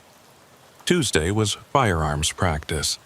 Wednesday was a written exam on interview protocols. Thursday morning, I returned to interview Suite Alpha for my second practical exercise. Different partner this time. A trainee named Briggs from the military background group. We were assigned to room 7 again. Same room, same setup. This time, I was the interviewer, Briggs the subject. The scenario involved a national security investigation. Potentially classified information leaked to foreign actors. Instructor Harper unlocked the door, gave us our instructions, left us alone. I began the interview. Briggs was less cooperative than I'd been with Sullivan. He deflected questions, demanded to know if he was under arrest, asked for a lawyer. All things a real subject might do. I tried different approaches, building rapport, applying pressure, creating doubt. 20 minutes in, the sound started again. Same scraping, same rhythm, from somewhere beyond the walls. Briggs stopped mid-sentence. "What is that?" "I heard it during my last session. Instructor said it's the building's HVAC. Doesn't sound like HVAC.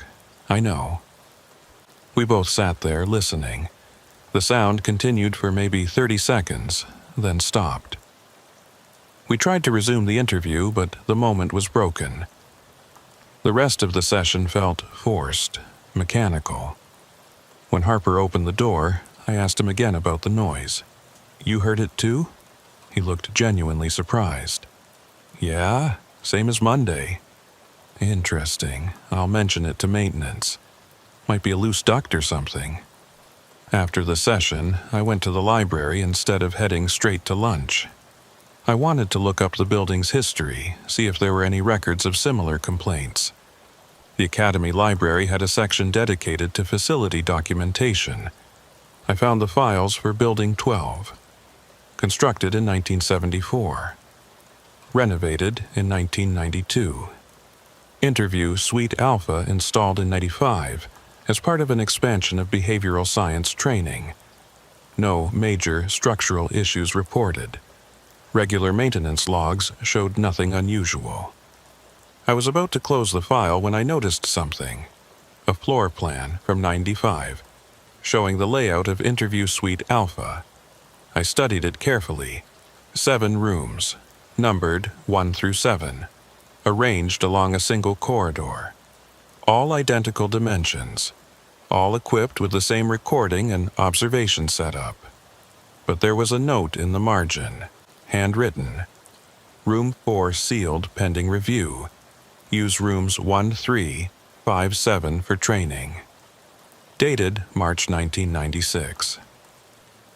I flipped through the subsequent pages looking for any explanation of why room 4 had been sealed or whether it had been reopened.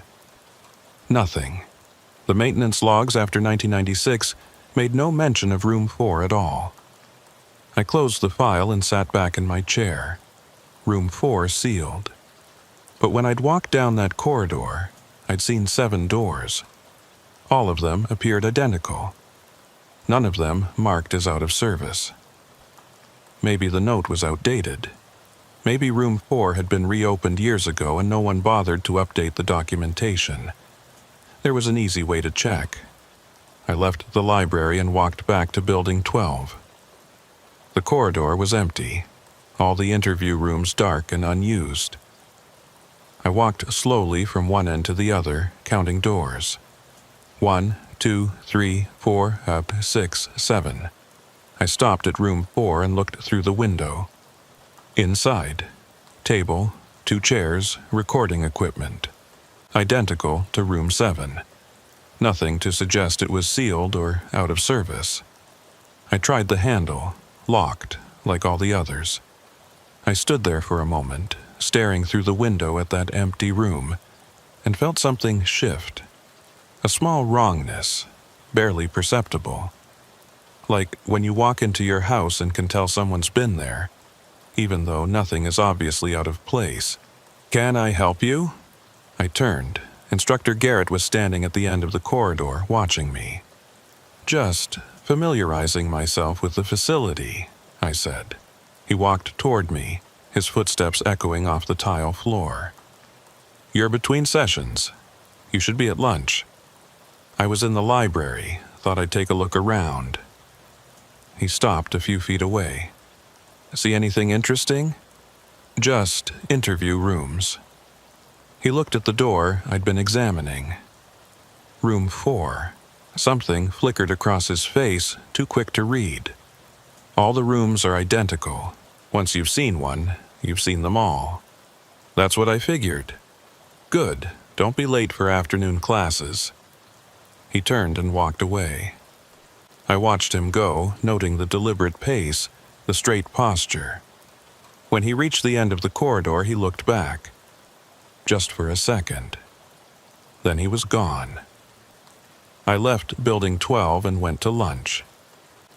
The dining facility was crowded, but I found Cole and Wyatt sitting together. I joined them. "How's interview training going?" Wyatt asked. "Fine. Strange, but fine." "Strange how?" I told them about the noise, the scraping sound both Sullivan and I had heard. Cole listened without comment, but Wyatt nodded. "I heard something similar," he said. "During my session Tuesday, thought it was another interview in progress, but the instructor said all the other rooms were empty." "Which room were you in?" 7. Same room. 3 different trainees, 3 different sessions, all hearing the same sound. "Did you mention it to your instructor?" I asked. "Yeah, he said the same thing yours did. Building HVAC, old pipes, acoustic anomalies. You believe that?" Wyatt shrugged. "I believe buildings make noise. Why? You think it's something else?" "I don't know what I think." Cole had been quiet through this exchange. Now he spoke up. "Sounds like you're looking for problems. The academy has good facilities. If there was an issue with one of the buildings, they'd fix it. Don't overthink it." He was probably right. I was probably overthinking it. The Bureau had been operating this academy for decades. Thousands of agents had trained here. If there were serious problems with Building 12, someone would have addressed them by now. I finished my lunch and went to afternoon classes. Tried to focus on the lecture, on taking notes, on absorbing the information. But my mind kept wandering back to that corridor, to room 4, to the note in the margin of a 20-year-old floor plan. Room 4 sealed pending review. What review? Why seal it? And if it had been sealed, when was it reopened? Questions I couldn't answer. Questions I probably shouldn't be asking. But I couldn't let it go. April arrived with rain and warming temperatures. The trees around Quantico filled in with leaves, transforming the landscape from bare branches to dense green canopy. The academy settled into a steady rhythm. Physical training every morning, classes throughout the day, study sessions in the evening. Week after week, the routine ground us down and built us back up. Interview training continued. Twice a week, we returned to Building 12 to interview Suite Alpha, to those identical rooms with their metal tables and uncomfortable chairs. The exercises grew more complex, the scenarios more challenging. The instructors pushed us harder, looking for weaknesses in our techniques, gaps in our understanding. I kept hearing the sound. Not every session, but often enough that I started anticipating it. That scraping, rhythmic noise from somewhere beyond the walls. Sometimes it lasted only a few seconds. Sometimes it continued for minutes. Other trainees heard it too. We'd compare notes afterward, confirming each other's experiences, reassuring ourselves that we weren't imagining things. The instructors always had explanations. HVAC system, old pipes, acoustic quirks in the building's structure. Perfectly normal. Nothing to worry about. But there was something else, something I noticed but couldn't quite articulate. The explanations were always slightly different. Harper would say it was the HVAC. Garrett would blame the pipes. Another instructor, Morrison, suggested it might be sound carrying from the floor above. Small variations, but variations nonetheless, as if they were improvising rather than consulting an actual diagnosis of the problem. I started documenting it, kept a small notebook where I recorded each session: date, time, room number, which instructor supervised, whether I heard the noise, how long it lasted. After 6 weeks of interview training, I had 15 entries. 11 of them mentioned the sound. All 11 occurred in room 7. Never in rooms 1, 2, 3, 5, or 6. Always room 7. I showed my notes to Wyatt one evening.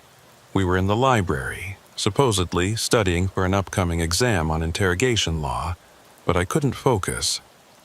"You're keeping a log of building noises?" he said, reading through my entries. "Pattern recognition. They taught us that in week 1. They also taught us not to waste time on irrelevant details."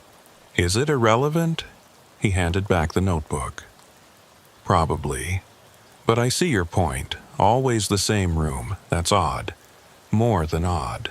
So, what are you thinking? The room is haunted? There's some secret training element we're not being told about?" "I'm thinking there's something wrong with room 7 that the instructors are aware of, but aren't addressing properly." "Then report it through proper channels. Fill out a facility complaint form." "I did, 2 weeks ago. Never heard back." Wyatt leaned back in his chair, studying me. "You're getting obsessed with this. Why?"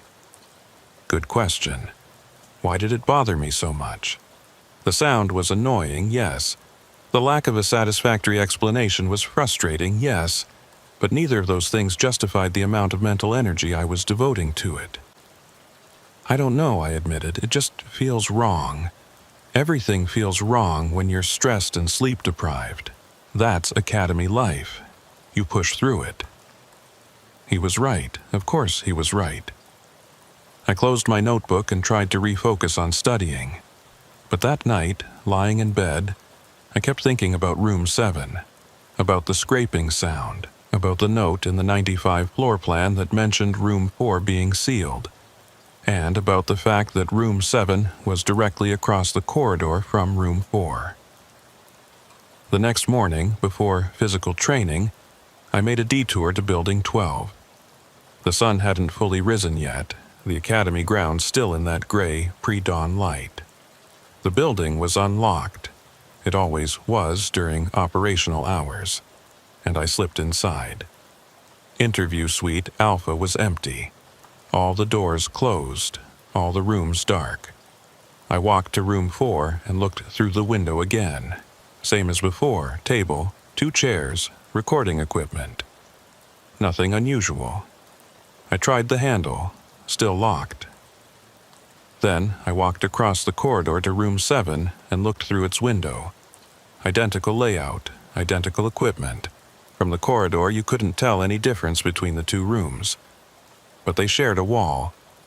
Room 4 and room 7 were mirror images of each other, separated by maybe 18 inches of concrete and whatever else went into these walls. If something was happening in room 4, if it was being used for purposes other than what we'd been told, sound could carry through to room 7. The question was, what would be happening in a sealed room that would cause a rhythmic scraping sound? I heard footsteps behind me and turned. Instructor Garrett was walking down the corridor carrying a briefcase. "Early morning inspection?" he asked. "Couldn't sleep, thought I'd walk around." He stopped a few feet away. His expression was neutral, but there was something in his eyes. Evaluation, assessment. "You spend a lot of time in this building," he said. "More than the required training sessions." "I find the environment helps me think." "About what?" "Interview techniques, criminal psychology, what we're learning in class." "Nothing else?" I met his gaze. "Should there be something else?" For a moment, we just looked at each other. Then Garrett smiled, a thin expression that didn't reach his eyes. "The academy can be disorienting," he said. especially for trainees who are used to being in control of their environment. Here, everything is structured, scheduled, monitored. Some people find that claustrophobic. I'm managing fine. Are you? Because I've noticed you seem distracted lately. During lectures, during exercises, as if your mind is somewhere else. I'm focused on my training. Good. See that you stay focused.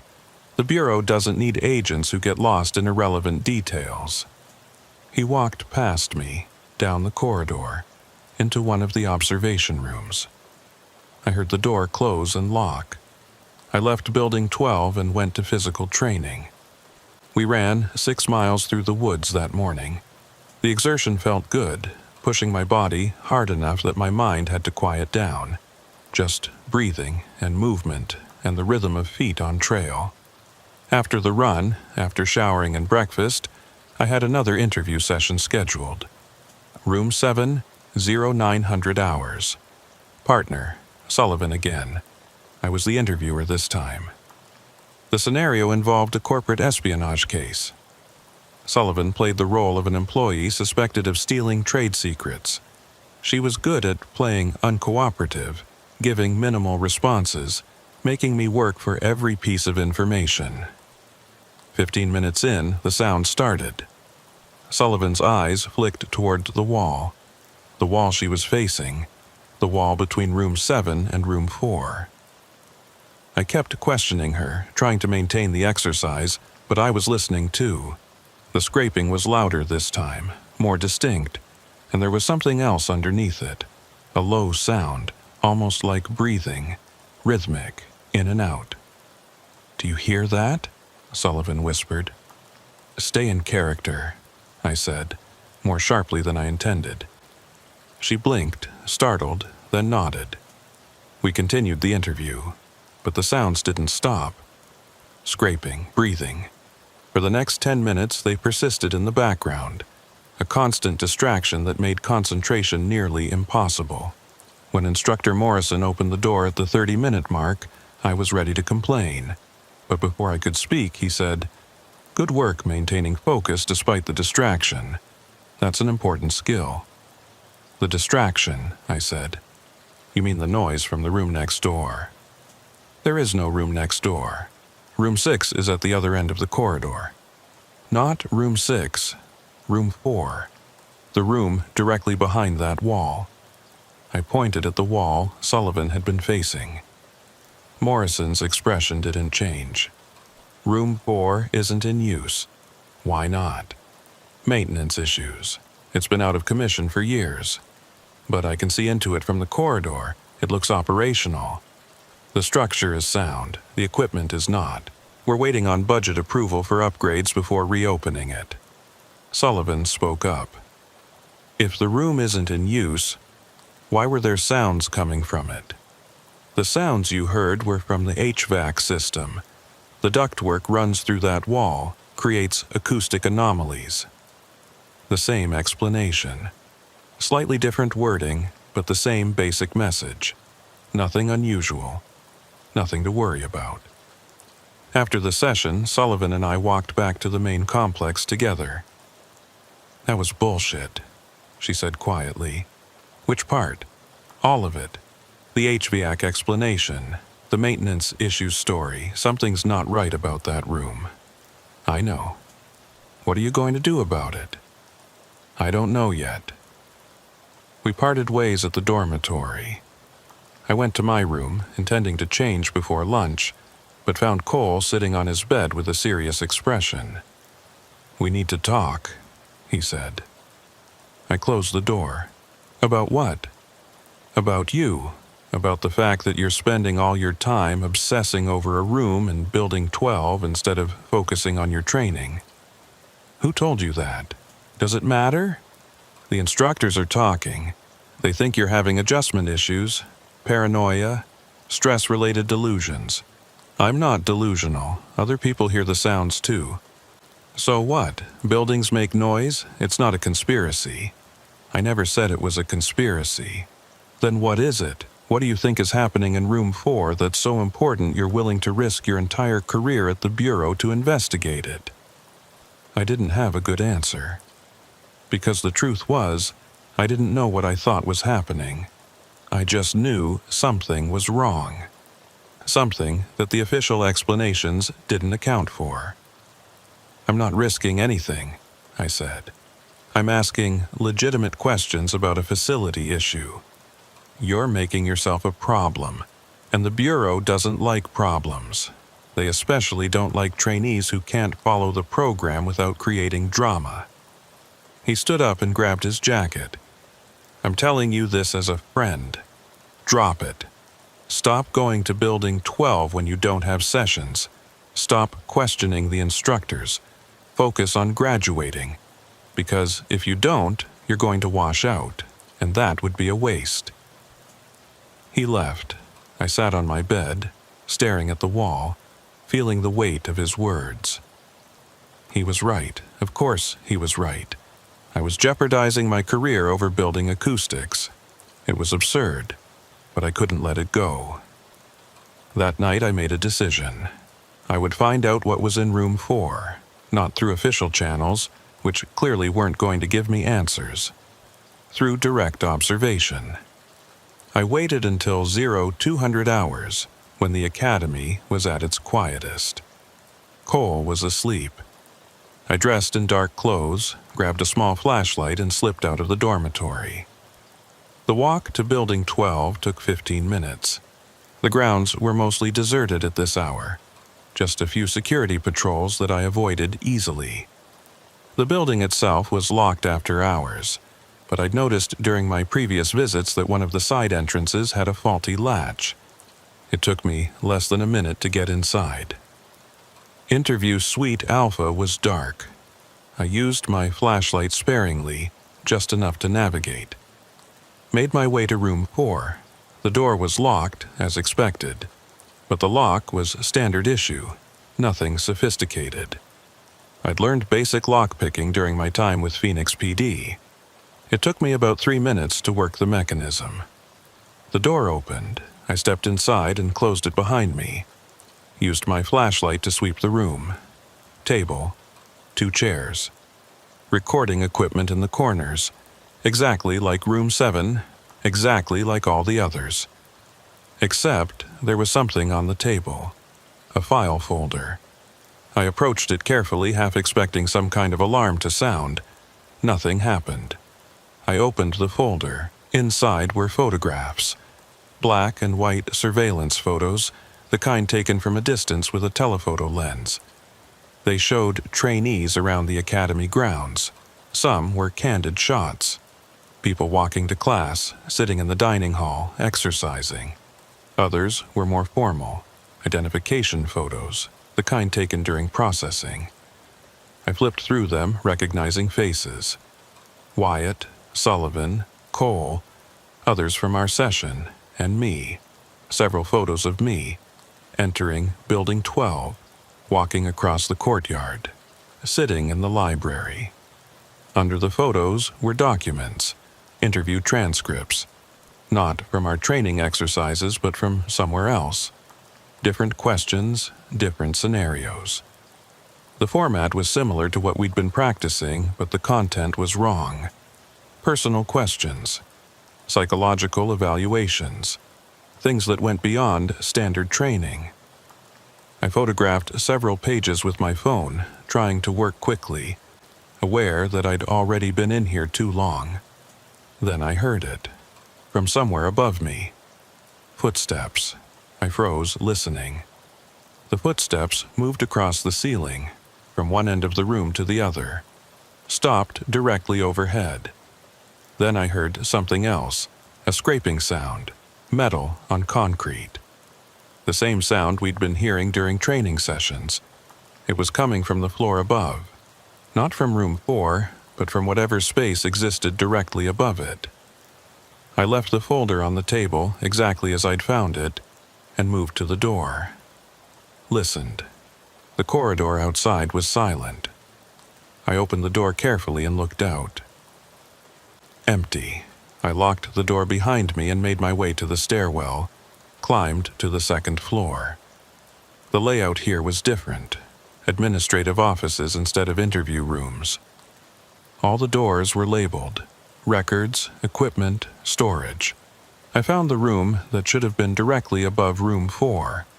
The door was unmarked. I tried the handle. Locked. The footsteps started again. From inside that room, moving back and forth, and that scraping sound, louder now, unmuffled by floors and walls. I put my ear against the door, listened. Someone was in there, working on something, moving furniture, equipment. The activity had a methodical quality, repetitive and purposeful. I knocked, softly. The sounds stopped immediately. Silence. I knocked again. Waited. Nothing. I tried the door one more time, still locked. Whatever was happening in that room, whoever was in there, they weren't coming out. I left Building 12 the same way I'd entered. Made it back to my dormitory without encountering anyone. Cole was still asleep. I changed quietly and got into bed. But I didn't sleep. I lay there in the dark, thinking about what I'd found. The photographs, the transcripts, the room on the second floor where someone had been working in the middle of the night, and the fact that all of it connected somehow to room 4. The room that had been sealed in 996. The room that was supposedly out of commission due to equipment issues. The room that contained active files on current trainees. Something was happening at the academy. Something beyond the official training program. And whatever it was, it involved that room. The question was, what should I do about it? The answer came the next morning, during an unscheduled meeting with Instructor Garrett. He called me into his office at 0800 hours. I arrived to find him sitting behind his desk with my personnel file open in front of him. "Close the door," he said. I did. Sat in the chair he indicated. "We have a problem," he began. "Several instructors have expressed concern about your recent behavior. Obsessive interest in facility details, repeated questions about room 4, difficulty maintaining focus during training exercises. I've been asking legitimate questions about things that aren't relevant to your training, about things that have been adequately explained multiple times. The explanations don't match the evidence." He closed the file. "What evidence? Building noises, locked doors? These are normal features of any large facility. There are photographs in room 4, surveillance photos of trainees." His expression didn't change. "How would you know what's in room 4? The room has been secured for weeks." I realized my mistake immediately. I'd just admitted to breaking into a restricted space. Garrett leaned back in his chair. "I'm going to ask you a direct question, and I need you to answer honestly. Did you enter room 4 without authorization?" I could lie, deny everything, but he already knew. This was a test of a different kind. "Yes," I said. "When?" "Last night, 0200 hours. "And you saw photographs?" "Yes." "Did it occur to you that those photographs might be part of a training exercise? That we might be testing your observational skills, your judgment, your ability to respect boundaries? Is that what they were? I'm not going to validate your unauthorized entry by answering that question. What I'm going to do is give you a choice. You can accept that this is part of your training, stop asking questions, and focus on graduating. Or you can continue down this path and wash out, because that's where this leads. Not to answers, not to some grand revelation, just to a premature end to your FBI career." I sat there processing this. Everything he'd said made sense on the surface. The academy was known for psychological testing, for pushing trainees in unexpected ways. It was possible that the entire situation with room 4 was orchestrated. a test of discretion, judgment, respect for authority. But the way Garrett was watching me suggested something else. This wasn't a training exercise, this was a warning. "I'll focus on graduating," I said. "Good choice. You're dismissed." I left his office and went to class. Spent the rest of the day trying to concentrate on lectures and exercises. That night, I deleted the photos I'd taken from my phone. Threw away my notebook with all the documented observations. Cole was right. I was risking everything over something I couldn't change and didn't fully understand. I needed to let it go. But as I lay in bed that night, I kept thinking about those photographs. About the transcripts, about the locked room on the second floor where someone had been working at 0200 hours. And I knew I wasn't going to let it go. I just needed to be more careful about how I pursued it. May brought humid heat and the accelerated pace of advanced training. We were past the halfway point now, deep into specialized instruction. Firearms proficiency testing, tactical driving courses, undercover operations simulations. The days blurred together in a haze of exhaustion and adrenaline. I stopped going to Building 12 outside of required sessions. Stopped asking questions about Room 4. Played the part of a trainee who had seen the error of his ways and refocused on the program. The instructors seemed satisfied. My performance evaluations improved. Cole stopped giving me concerned looks. But I hadn't stopped investigating. I'd just changed my approach. Instead of direct observation, I started gathering information indirectly. Conversations with other trainees. Casual questions that seemed like normal curiosity. I learned that several people from our session had been called in for supplemental interviews by BSU instructors. Not as part of regular training, but special one-on-one sessions scheduled outside normal hours. Wyatt had one. So did Sullivan. A trainee named Porter. Another named Reed. When I asked what the interviews were about, they all gave variations of the same answer. Psychological evaluation, career counseling, nothing unusual. But there was something in their expressions when they said it. A careful neutrality that suggested they'd been told not to discuss it. I checked the library records, looking for any documentation of these supplemental interviews. Found nothing. Checked the official training schedule. No mention of them. They were happening off the books, outside the formal curriculum.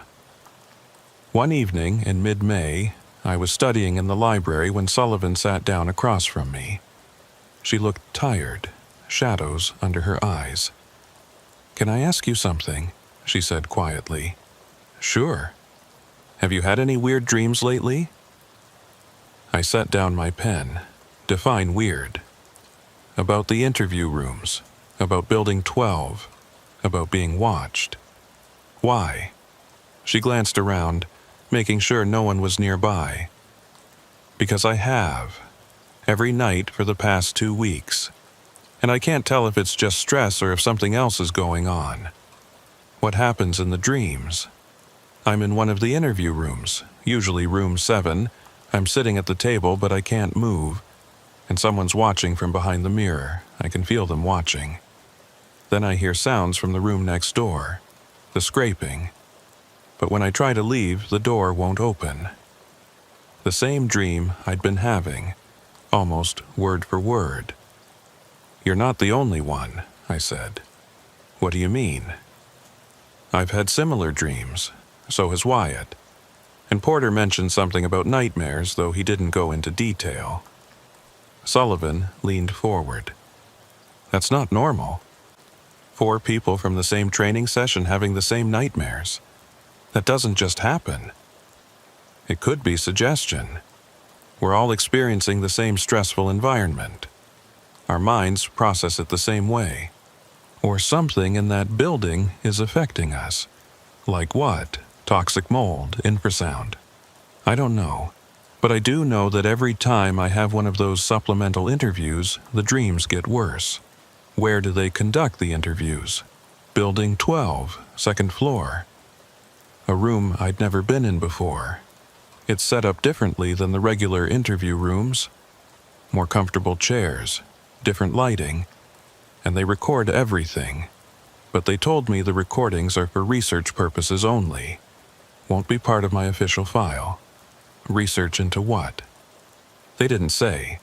Just asked a lot of questions about my thoughts, my feelings, my reactions to different scenarios. It felt more like therapy than training. I thought about the room on the second floor. The unmarked door.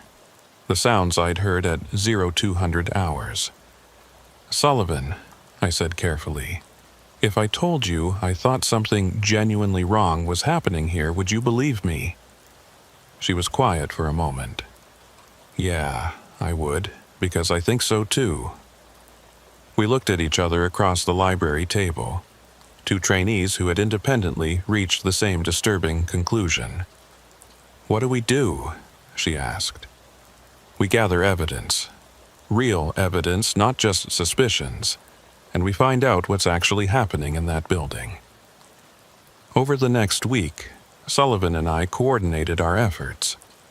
She focused on the supplemental interviews, trying to remember every detail, every question asked. I focused on the building itself, its layout, its access points, its patterns of use. Wyatt joined our informal investigation after Sullivan told him what we'd discussed. He was skeptical at first, but his skepticism faded when we compared notes and realized how many anomalies we'd all experienced. We met in the library late at night, when most trainees were asleep. Shared observations, built a timeline, and slowly a pattern emerged. The supplemental interviews started 3 weeks into training. They were conducted with trainees who had been assigned to Room 7 for their initial sessions. Only Room 7, never the other rooms in Interview Suite Alpha. The dreams started after the interviews, within days, sometimes hours. And there was something else, a detail so subtle we almost missed it. During regular training sessions in Room 7, time felt off. Exercises that should have lasted 30 minutes felt shorter or longer. Not dramatically, just enough to be noticeable when you check the clock afterward. Time perception distortion, Wyatt said. Classic sign of psychological manipulation. Or drugs, Sullivan added. Something in the air system, mild hallucinogen or dissociative. That's illegal, I said. So is unauthorized psychological experimentation. But if that's what's happening, they'd need consent. Some kind of waiver we signed without realizing what it was for. We went back through our orientation paperwork. Hundreds of pages of forms we'd signed on our first day. Most of it standard. Background checks, security clearances, medical releases. But buried in the middle, we found it.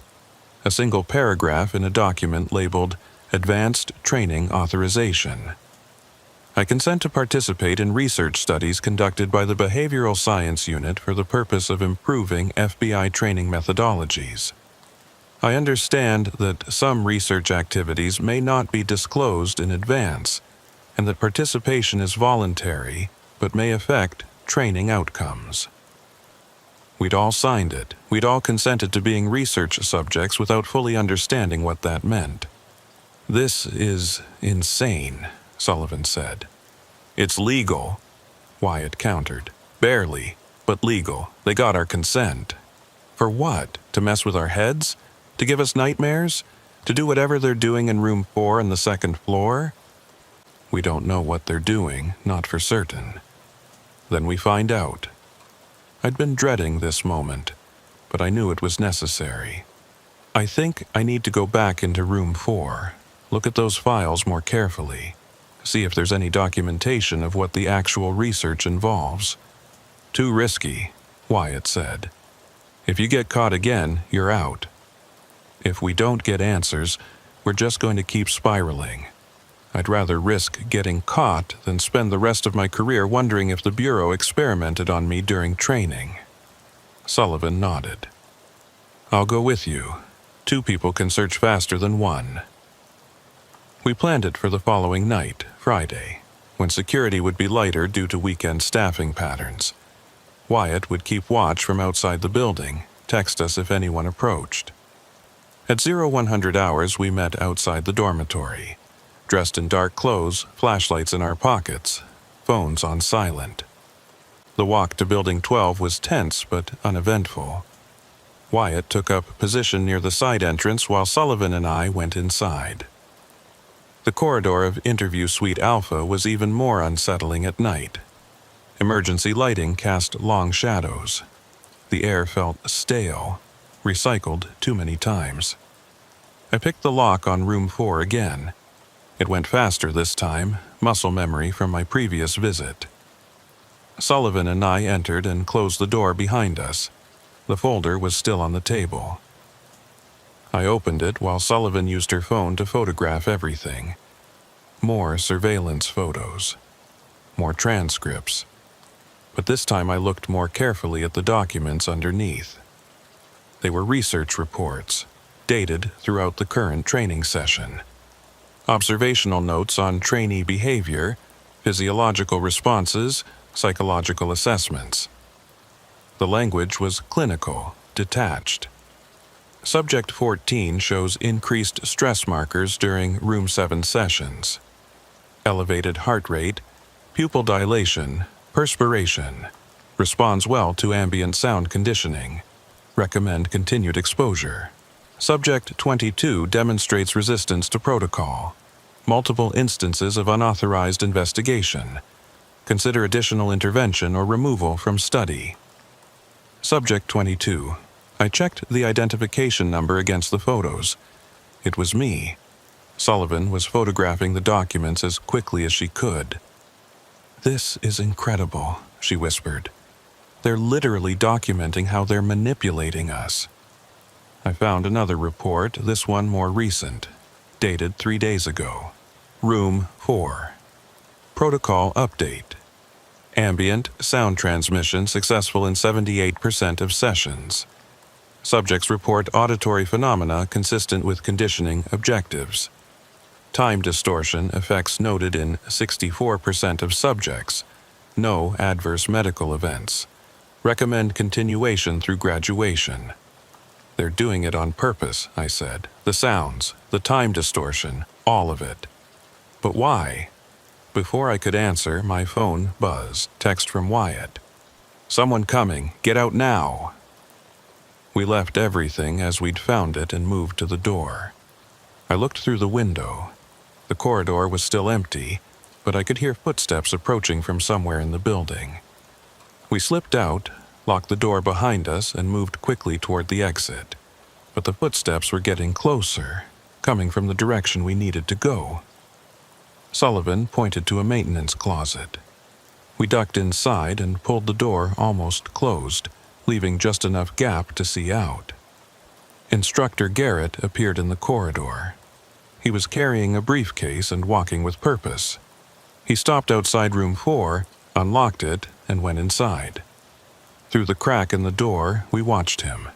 He went straight to the folder on the table, opened it, flipped through the contents, checking if anything had been disturbed. He pulled out his phone and made a call. We couldn't hear what he said, but his body language suggested urgency. After a few minutes, he left room 4 and walked toward the stairwell. We waited until his footsteps faded, then carefully emerged from the closet. "He knows someone was in there," Sullivan said. "Maybe. Or he's just doing a routine check." At 0100 hours, we got out of Building 12 as fast as we could without running. Found Wyatt waiting outside, agitated. "What took so long?" he demanded. "Garrett showed up. We had to hide." "Did he see you?" "No, but he went into room 4. He might know someone's been accessing it." "Then we need to assume you're compromised. They'll be watching you now."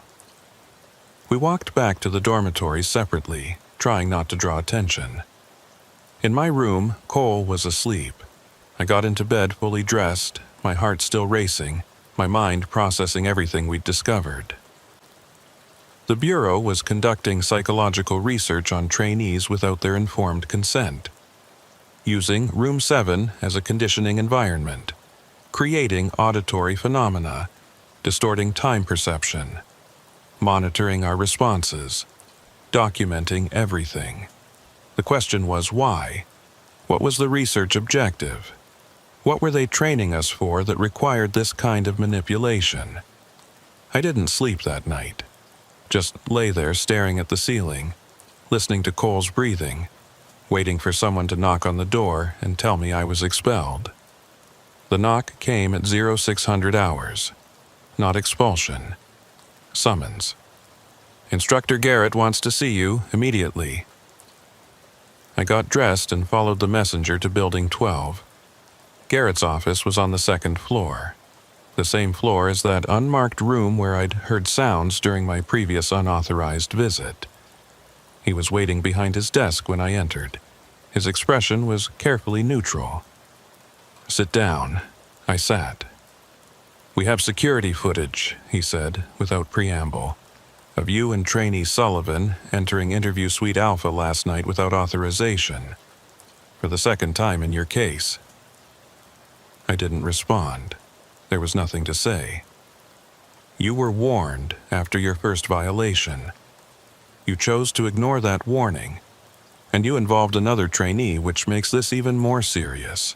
We were investigating. You were trespassing, breaking and entering, violating the terms of your training agreement. These are grounds for immediate dismissal." He opened a folder on his desk.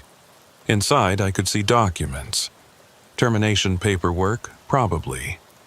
"However," he continued, "the behavioral science unit has a different perspective. They see your initiative as potentially valuable. Your investigative instincts are good. Your observational skills are excellent. You identified anomalies that most trainees miss entirely." I blinked. This wasn't the conversation I'd expected.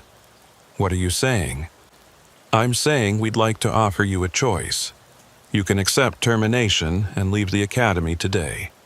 Or you can agree to participate fully in the BSU research program, with complete awareness of what it entails, and continue your training." "What does it entail?" He pulled out another document. "This is a detailed consent form. It explains the nature of the psychological research being conducted, the methodologies, the objectives, the potential risks and benefits. If you agree to participate, you'll continue training as normal. You'll graduate with your class, and you'll have contributed to important research that will improve FBI training for future generations. And if I refuse, you'll be dismissed for violating academy regulations. Your application to the Bureau will be permanently denied. You'll return to whatever career you had before Quantico." I took the document and read it carefully. It was remarkably candid. The BSU was studying advanced psychological conditioning techniques for high-stress operational environments. They were using Interview Suite Alpha, specifically Room 7, as a laboratory. The ambient sounds were indeed artificially generated. The time distortion was induced through environmental manipulation that wasn't further specified. The supplemental interviews were intensive psychological assessments. The objective, according to the document, was to determine whether trainees could be conditioned to maintain performance under extreme psychological pressure while retaining the ability to question and investigate anomalies, a balance between compliance and critical thinking essential for undercover operations. "Room 4, I said. "What's its role in this?" "Room 4 is the control center, where we monitor Room 7 sessions, where we generate the conditioning stimuli, where we store research data." "And the room above it? The unmarked room on the second floor?" Garrett's expression flickered. "You've been very thorough. That room is where we conduct advanced analysis, late-night research sessions when the building is otherwise unused. Why not just tell us from the beginning? Why make it secret?" "Because the research is testing whether trainees can identify and investigate psychological manipulation while it's happening to them. If we told you in advance, the results would be meaningless. We need authentic responses. I set down the document. So, everyone who's been in room 7, we're all part of this? Not everyone. Only those who demonstrated specific psychological profiles during initial screening. You, Sullivan, Wyatt, Porter, Reed, and a few others. About 15 trainees from your session. And the rest? Standard training. They use rooms 1, 2, 3, 5, and 6. Only our research subjects use room 7. I thought about this. It made a kind of sense. The Bureau would want to test new training methodologies before implementing them broadly. Using a subset of trainees as a pilot group was logical, but it still felt wrong. The deception, the manipulation, the fact that we'd signed consent forms without understanding what we were consenting to. What happens if I sign this and continue the program? You complete training, graduate, get assigned to a field office. The research data becomes part of the BSU archives. You move on with your career. And if I refuse, you leave today. Everything you've learned here remains classified. You don't discuss it with anyone, ever, or face federal prosecution for disclosing classified research. I looked at the consent form again. My signature would mean accepting that I'd been experimented on, that it would continue, and that I was okay with it. But refusing meant giving up everything I'd worked for. My career with the Bureau. My future as a federal agent. All of it gone because I couldn't accept being a research subject. Some choice. I need time to think about this, I said. You have until 1700 hours today. After that, we proceed with termination. I left his office and walked through the academy grounds in a daze. Sullivan and Wyatt were waiting at the library. I told them everything. They offered me the same choice, Sullivan said. I haven't decided yet. Me too, Wyatt added. It's manipulative as hell, but I also understand why they're doing it. Do you? I asked. Because I'm not sure I do. The Bureau sends agents into situations where they'll be deceived, manipulated, psychologically attacked. If we can't handle that during training, in a controlled environment, how will we handle it in the field? By having a choice, Sullivan said, by knowing what we're getting into, not by being tricked. But that's the point, Wyatt argued. You can't know what you're getting into. Real psychological warfare doesn't come with warnings.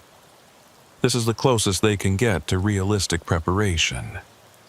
We argued about it for hours. The ethics, the legality, the necessity. None of us could agree on whether what the BSU was doing was justified or simply wrong. By 1600 hours, I still hadn't decided. I walked back to Building 12 to Garrett's office with the unsigned consent form in my hand. He looked up as I entered. Have you made a decision? I have questions first. Ask. The dreams, the nightmares about room 7, are those part of the conditioning? No. Those are unintended side effects. Some subjects process the experience through dreams. It's not harmful, just uncomfortable.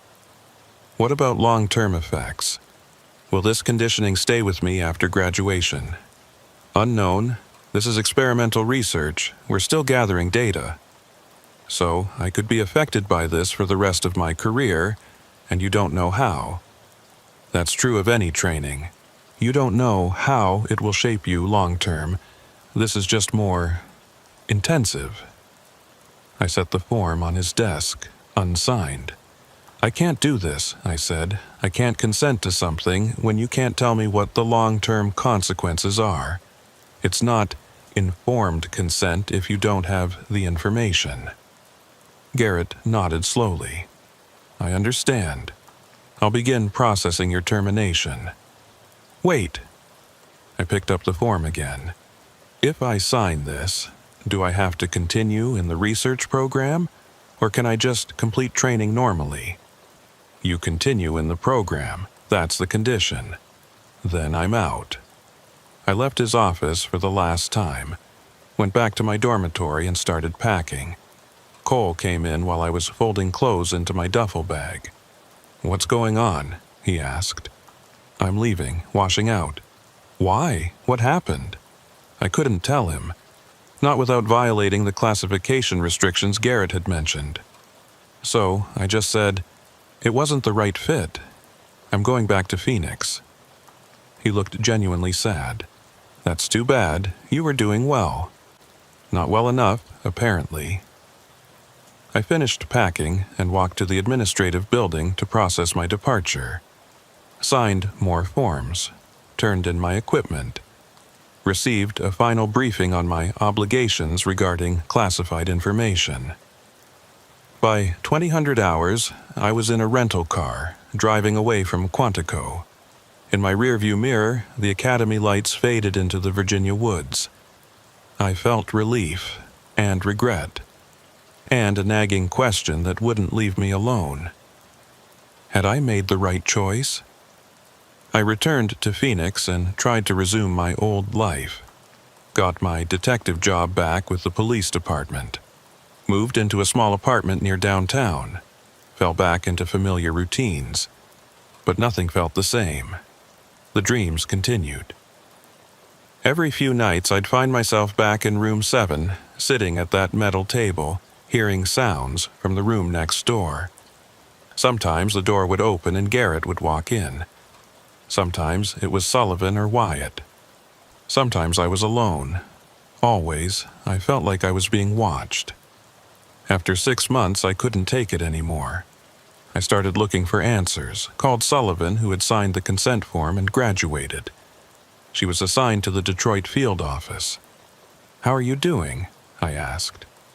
"Fine," she said. Her voice sounded strained. "Really?" Long pause.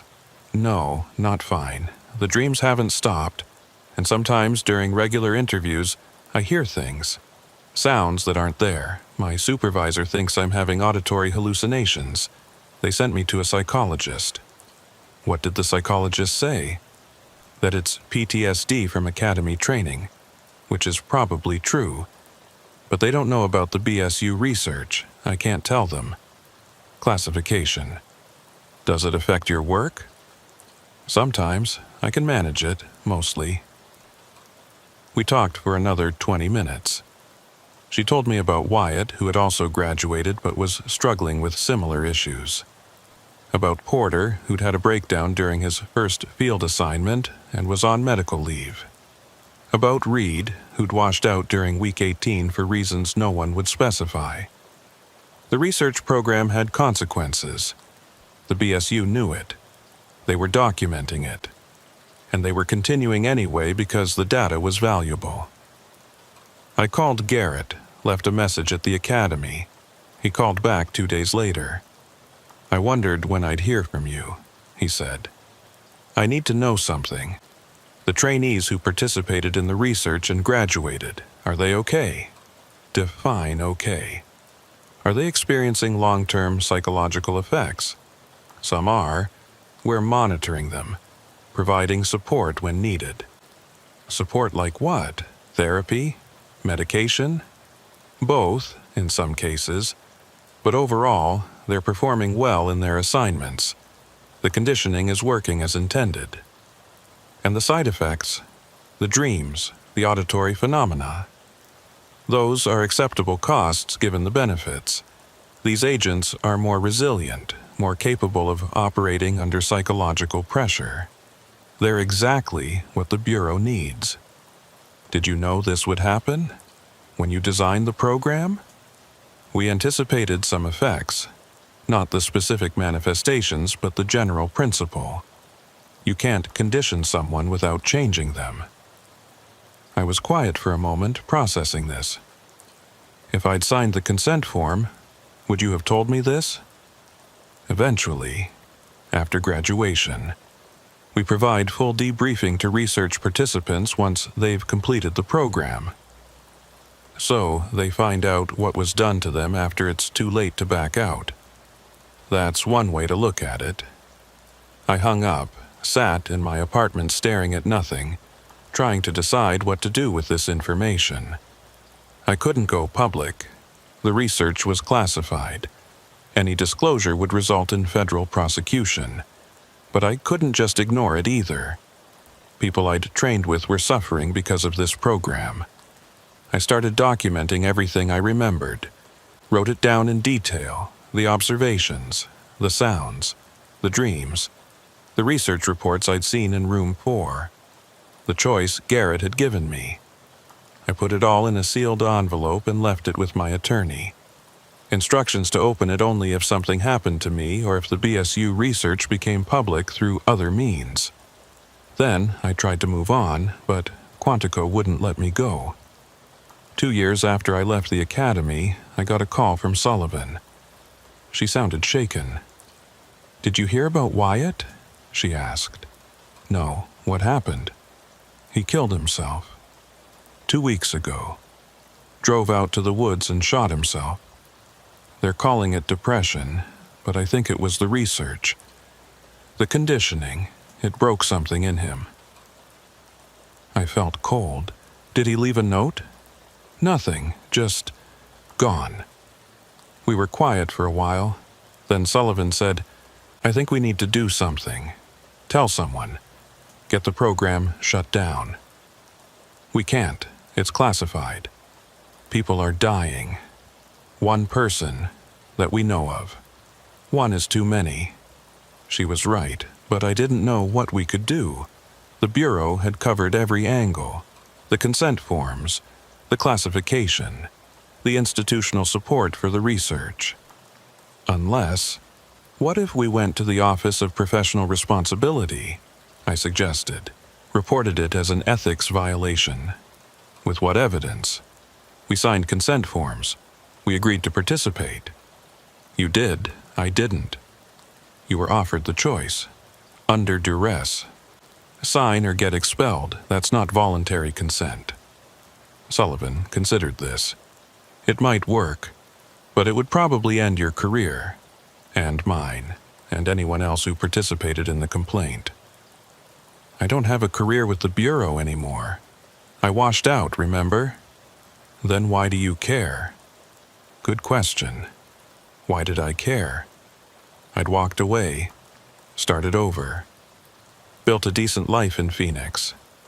But I couldn't stop thinking about Wyatt, about the dreams that wouldn't end, about future trainees who might go through the same program, experience the same conditioning, face the same consequences. "Because it's wrong," I said, "and someone needs to say so." Over the next 6 months, Sullivan and I built a case, quietly, carefully. We contacted other research subjects, gathered their stories, documented the effects they were experiencing. Not everyone wanted to participate. Some were afraid of retaliation. Others had convinced themselves that what happened was necessary and justified. But we found enough. 8 former trainees willing to file a complaint with OPR. 8 people describing similar experiences, similar symptoms, similar concerns about the BSU research program.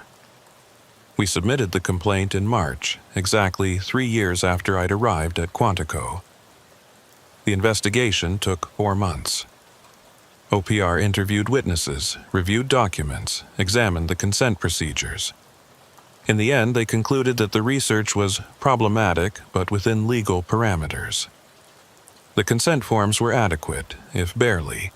The classification was properly maintained. The monitoring of long-term effects was ongoing. Recommended actions: improve informed consent procedures, increase psychological support for research participants, consider ending the program after current cohort completes. Consider. Not require. Not mandate. Consider. The research continued. Still continues as far as I know. With improved consent forms, better psychological screening, more support for trainees who experience adverse effects, but fundamentally unchanged. I think about that sometimes, about the choice I made, about whether I should have signed the consent form, graduated, become part of the system from inside where I might have had more influence.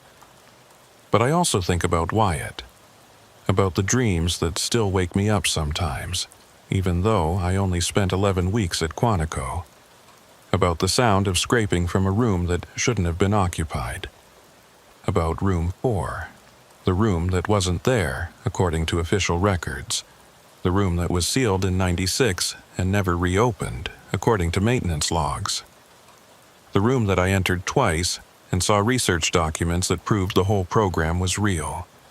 I still have copies of those documents, saved on an encrypted drive, hidden where no one will find them unless I want them found. Insurance, maybe. Evidence, definitely. Proof that what happened to us was real. Not imagination. Not stress-induced hallucination. Real. Last year, I got an email from an unknown address. No text, just an attachment. A photograph. It showed Interview Suite Alpha, the corridor with its numbered doors. But something was different. I counted the doors carefully. 6 rooms. Not 7. 6. Rooms 1, 2, 3, 5, 6, and 7. Room 4 was gone. Not sealed, not marked as out of service. Gone. The corridor was continuous with no gap where a door should have been, as if room 4 had never existed. I called Sullivan, described the photograph. "That's impossible," she said. "We were both in room 4. We saw the research reports." "I know. So what? They renovated the building? Removed the room? Maybe. Or maybe it was never there to begin with. We have photographs from when we were inside. Do we? Check your phone. Check your backups." She was quiet for a long time. Then, "They're gone. All the photos I took in room 4. They're not in my cloud storage, not in my deleted folder, just gone." "Same here. I checked before I called you." We both knew what this meant. Someone had accessed our devices remotely, deleted specific files, left everything else intact. The Bureau was covering its tracks, removing evidence, making sure that if we ever tried to prove what happened, we'd have nothing but our own testimony. 2 unreliable witnesses with documented psychological issues claiming they entered a room that doesn't exist. Who would believe us? I still dream about Quantico, about walking down that corridor, counting doors, about the sounds from the room next door, about sitting in the interviewer's chair and feeling watched. But now, in the dreams, when I look at the wall between room 7 and the space where room 4 used to be, I see something different. I see myself on the other side of the mirror, looking back, and I don't know which version is real. The one sitting in the chair, or the one behind the glass, watching, recording, taking notes. Maybe both, maybe neither. Maybe the research never ended. Maybe it just changed format. Maybe I'm still in room 7, still being tested, still being conditioned. Maybe I never left. Sometimes, late at night, I hear a sound. Faint, rhythmic, like a chair being scraped across a floor. I tell myself it's the building, the pipes, the HVAC system.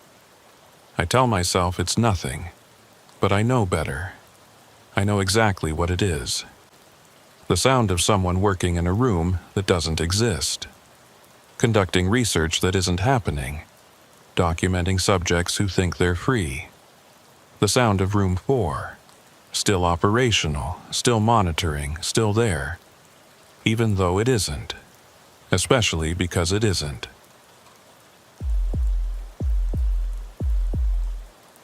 The briefing happened on a Wednesday afternoon in late October. We'd been at Quantico for 14 weeks. All 43 trainees from our session assembled in an unfamiliar lecture hall at the far edge of the academy complex. The instructor who entered wasn't one of our regulars. He introduced himself as Coordinator Mason. Mid-40s, buzz cut going gray, extensive field experience evident in his bearing. "What I'm about to describe is classified training," he began. "You will not discuss it with anyone outside official academy channels. Understood?" We nodded. By week 14, we knew better than to ask questions prematurely. "You've been selected for Protocol 9, a nighttime tactical exercise testing your ability to operate under uncertainty, limited information, and psychological stress. Friday night, 2200 hours. You'll deploy in teams of 3 to remote areas. Your objective: locate and secure a designated target." He showed a topographical map. "Each team receives coordinates and basic equipment. Everything else is up to you." Questions followed. Teams were randomly assigned. Radio checks every 30 minutes. Medical support available, but teams should be self-sufficient. Mason answered with measured precision, never quite providing full clarity, which was probably intentional. "Team assignments posted tomorrow evening. Report to Equipment Depot Friday at 2100 hours. Dismissed." My roommate Carter, a former Marine, wasn't concerned. "Sounds standard. We did these all the time in the Corps." "Then why classify it?" He shrugged. "FBI protocols." But something felt off. The unfamiliar building, the unknown instructor, the emphasis on secrecy. That evening, I searched the Academy library for references to Protocol 9. Nothing. No curriculum guides, no session reports, no mention anywhere. I asked trainees from earlier sessions. Most had never heard of it. One second-year agent gave me a strange look. "You're doing Protocol 9?" he asked. "Friday night. Why?" "Just be careful. Follow instructions exactly. Don't improvise." "What happened during yours?" "We didn't have one, but I've heard things. People who've done it don't like talking about it afterward." Thursday brought team assignments. I was Team 9 with Briggs, competent, former law enforcement, and Ellis, quiet but solid. We met that evening to discuss strategy. Ellis noticed something odd. "Why 13 teams? 43 trainees means uneven numbers. Everything at the academy is precise. There's a reason for 13. We couldn't figure it out. Friday arrived cold and tense. At the equipment depot, we received standard gear: flashlights, GPS, radio, water, first aid. Mason handed each team a sealed envelope. "Don't open until you reach your starting position. Transport at 2200 hours." The vans were windowless. We couldn't see where we were going. After 25 minutes of disorienting turns, our van stopped. "Team 9, you're up." We stepped into complete darkness. The van disappeared immediately, taillights fading into trees. Ellis opened the envelope. Inside, coordinates for Point Echo, an abandoned observation post. A straight-line distance, 3 miles through dense forest. A photograph showed a small concrete structure with a metal door. We checked our radio. "Team 9 to base, radio check." "Base to Team 9, we copy. Proceed to objective. Check in at 2230. We started walking northeast. The forest at night was alive with sounds, every shadow suggesting movement. After 15 minutes, we saw a light ahead, a Coleman lantern hanging from a tree. Underneath, surveying equipment, orange flags, a grid pattern. Professional setup. Recently placed, but no one around. "Survey crew at 2200 on Friday." Ellis shook his head. "This doesn't make sense." We continued. The terrain grew steeper. At 2230, we radioed in. En route, no issues. Around 2250, we heard a voice, distant but distinct, calling something we couldn't make out. It came again, clearer, a name we didn't recognize. "Another team?" Briggs suggested. "Briefing said we wouldn't encounter other teams." We tried radioing base about the voice. Static. No response. The radio was dead. "Battery's fine. Signal shows coverage, but nothing's getting through," Briggs said. We pressed forward. 20 minutes later, wood smoke. We found a campfire burning in a clearing. No one around. More orange surveying flags. "Definitely staged," I said. "Testing if we stay focused or get distracted." Briggs tried the radio again. "Team 9 to base. Scheduled check-in." Still nothing. "We should abort," Ellis said. Loss of communications wasn't in the briefing. "We're only a mile from the objective," Briggs countered. We continued. At 23:47, Ellis checked the GPS. 200 yards. Lights ahead through the trees. Not natural. Portable floodlights illuminating a small concrete structure. Point echo. Exactly matching the photograph, but described as abandoned. These floodlights suggested otherwise. We approached cautiously. The front door had only a keypad, no handle. But circling the structure, I found a second door. Ajar. "There's another entrance." Inside was a metal ladder bolted to the wall, descending into darkness. "Sublevel," I said. "I'm taking a look." Before Ellis could stop me, I descended. 15 feet down into a concrete tunnel, fluorescent lights flickering overhead. The tunnel extended both directions, maybe 30 feet each way. Briggs and Ellis followed reluctantly. On the wall, a detailed map of underground tunnels crisscrossing the academy grounds. Dozens of passages labeled with codes. One was marked P9. "Protocol 9, Ellis pointed. "That can't be coincidence." From the eastern tunnel, the P9 tunnel, we heard footsteps. Multiple people approaching.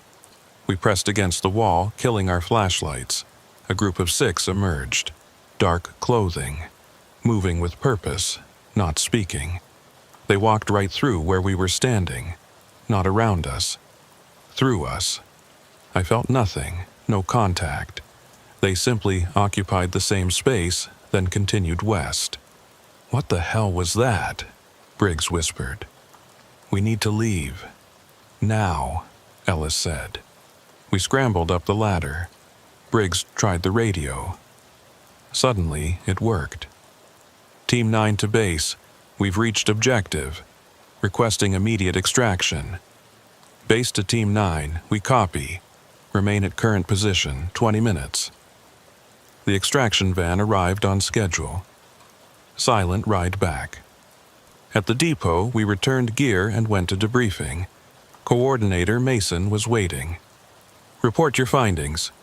Briggs described the structure, the anomalies, floodlights, second door, tunnel, the 6 people who walked through us.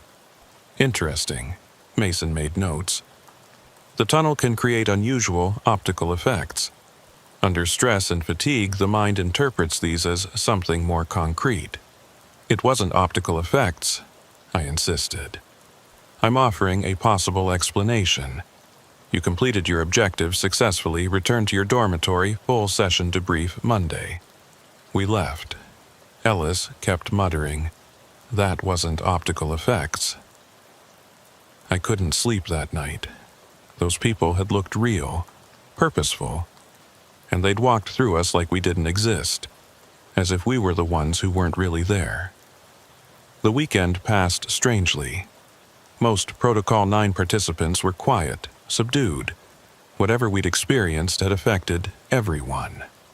Saturday afternoon, I found Ellis in the library surrounded by books about the Academy's history. This land was military research facilities during World War II and the Cold War, he said, including psychological warfare research. Testing soldiers under stress, deception, confusion. They built underground facilities for controlled scenarios. He showed me a declassified 1967 report describing environmental manipulation and perceptual conditioning experiments. They created scenarios where nothing was quite right. Time moved differently. People appeared who shouldn't be there, testing who could function despite perceptual disruption. You think Protocol 9 is connected? I think they're still running those experiments. On us, Monday's debrief confirmed our suspicions and explained nothing. Mason addressed all 43 trainees. The anomalies were intentional, part of the exercise design, testing your reactions to unexpected stimuli while maintaining focus. The Bureau operates in complex environments where plans change and equipment fails. Protocol 9 simulates that reality. When asked about the people we saw, Mason said, "Role players and Academy personnel conducting unrelated activities. Your minds created narratives to explain ambiguous stimuli." Ellis stood. With respect, we all saw the same thing. They occupied the exact physical space we were in. What's your explanation, Trainee Ellis? I don't have one, but I know what I experienced. And I'm telling you the rational explanation. Whether you accept it or continue believing the impossible is up to you. But one path leads to successful completion of training, and the other doesn't. The threat was clear. Accept the official story or face consequences. After the debrief, Ellis and I talked. That was bullshit, he said. The tunnel labeled Protocol 9 wasn't random. That was the real objective. Why misdirect us to find what they wanted us to find? To see if we'd explore beyond stated objectives. Team 9 found the Protocol 9 tunnel. No coincidence. He planned to go back that night. I agreed to join him. At 0100 hours, we reached Point Echo. The floodlights were gone. The second door was closed but unlocked. We descended. Ellis photographed the tunnel map, then we followed P9 east. It sloped downward, ending at a metal door with a keypad. Ellis tried obvious codes. Finally, 0909. The lock clicked. Inside, a room with computer workstations and a conference table. Everything powered down but well maintained. On the table, binders filled with reports. I opened one randomly. Protocol 9, Session 2608, Preliminary Results. Our session detailed profiles of every trainee, psychological assessments, performance predictions. My profile predicted I'd investigate beyond the stated objective. Recommended for Advanced Operations Track pending performance confirmation. They've been studying us, Ellis said. The entire time. They predicted exactly how we'd respond. While he photographed pages, I found a binder labeled Historical Protocols, Archive. Inside, summaries of Protocol 9 exercises going back years. Same patterns. Teams sent to remote locations. Anomalies encountered. Some teams found the tunnels, and those who found the tunnels were flagged for advanced operations. This has been running for years, I said. Testing for initiative, curiosity, willingness to violate orders. We left at 0400, reaching the Academy by 0600. That afternoon, we reviewed Ellis's photographs, the profiles, the predictions, the archives, all confirming Protocol 9 was a screening tool. What do we do with this? Ellis asked. If we report it, they'll know we went back without authorization. That's grounds for expulsion. But if we don't, it continues. We agreed to wait. Think about it. Decide later. The next morning, Ellis wasn't at formation. Medical discharge, they said. Stress-related issues. He'd already left. That evening, I was summoned to Mason's office. Trainee Ellis is no longer part of this program, he said. I'm aware you two became close during Protocol 9. I'm also aware you were the driving force behind Team 9's exploration beyond stated objectives. Initiative like that is valuable. It's one of the qualities we look for in advanced operations. He slid a document across the desk. Preliminary agreement for specialized track. enhanced training, complex assignments, opportunities unavailable to standard agents. Your Protocol 9 performance suggests you'd be a good fit. I scanned the vague language, nothing specific about what it actually involved. What happened to Ellis? The real story. Psychological break during routine evaluation. Some people aren't suited for FBI work. Better to identify that during training. Did Protocol 9 cause it? We can't isolate single events as causative factors. Meaning, yes, but we won't admit it. I need time to think. 48 hours. 5 trainees from your session are being selected. That's significant. I didn't sign. Instead, I investigated. Talked to Briggs. He'd accepted immediately. Talked to Sullivan from another class. She hadn't been selected because her team aborted early. I told Sullivan about the underground facility. She listened carefully. So you have no proof, just your word about what you saw. I know what I saw. Let's say you're right. Why would they do it? To identify people who can handle ambiguity, who won't break when reality stops making sense. That describes every good undercover agent. Exactly. They're building a pipeline for deep cover operations. The 48-hour deadline arrived. I went to Mason's office with the unsigned document. You're declining? He looked disappointed. I need more information. I can't provide details until you've agreed and received clearances. What happened to Ellis? Psychological unsuitability. Better discovered during training than in the field. How many wash out of advanced operations? About 1 in 3. It's demanding work. I'm declining, but thank you for the offer. Understand you won't get another opportunity. If you're not selected now, you won't be considered in the future. A few days later, I was summoned to Dr. Reed, a contract psychologist. This is routine, she said. I understand you declined advanced operations. I'd like to understand your reasoning. I explained my concerns. Ellis's breakdown, the 1 in 3 failure rate. Those are legitimate concerns, she said. Ellis's discharge was necessary for his well-being. He was experiencing severe anxiety and paranoid ideation. Caused by Protocol 9? Exacerbated by it. The underlying vulnerabilities were pre-existing. She leaned forward. Off the record, advanced operations isn't for everyone. Some thrive, others don't. There's no shame in recognizing you're not comfortable with that level of ambiguity. I left, wondering if the evaluation was genuine or another test. That weekend, I decided to stop investigating. Focus on graduating, starting my career. Monday morning, I was summoned to the administrative director's office. Director Warren got straight to the point. Trainee Ellis has been making concerning statements, claiming unauthorized psychological experiments, alleging Protocol 9 was misrepresented. We have reason to believe you accompanied him to a restricted facility. I can explain. I'm not interested in explanations. I want you to contact Ellis as a concerned colleague. Express worry about his mental state. Suggest professional help.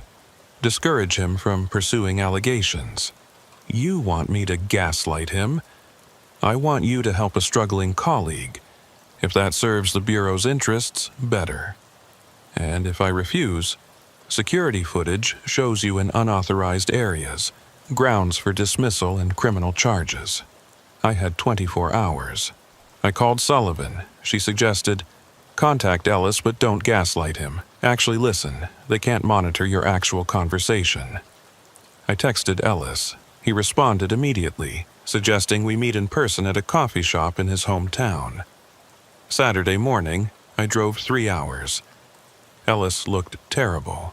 Thin, pale, exhausted, but not crazy, clear-eyed, coherent. They're trying to discredit me, he said. But everything I told them about Protocol 9 is true. Do you still have the photographs? They confiscated my phone. I have no evidence. Then, how can you prove it? I can't. That's the problem. He wanted collective testimony from multiple trainees. Together, we'd have credibility. We talked for an hour. Ellis described his discharge process, the psychiatric evaluation, the implicit threats. I'll think about what you've said, I told him, but I need to be careful. Are you going to help me? I don't know yet. Monday, I reported to Director Warren. Did you contact Ellis? Yes, sir. And? He's struggling, but I don't think he'll pursue allegations further.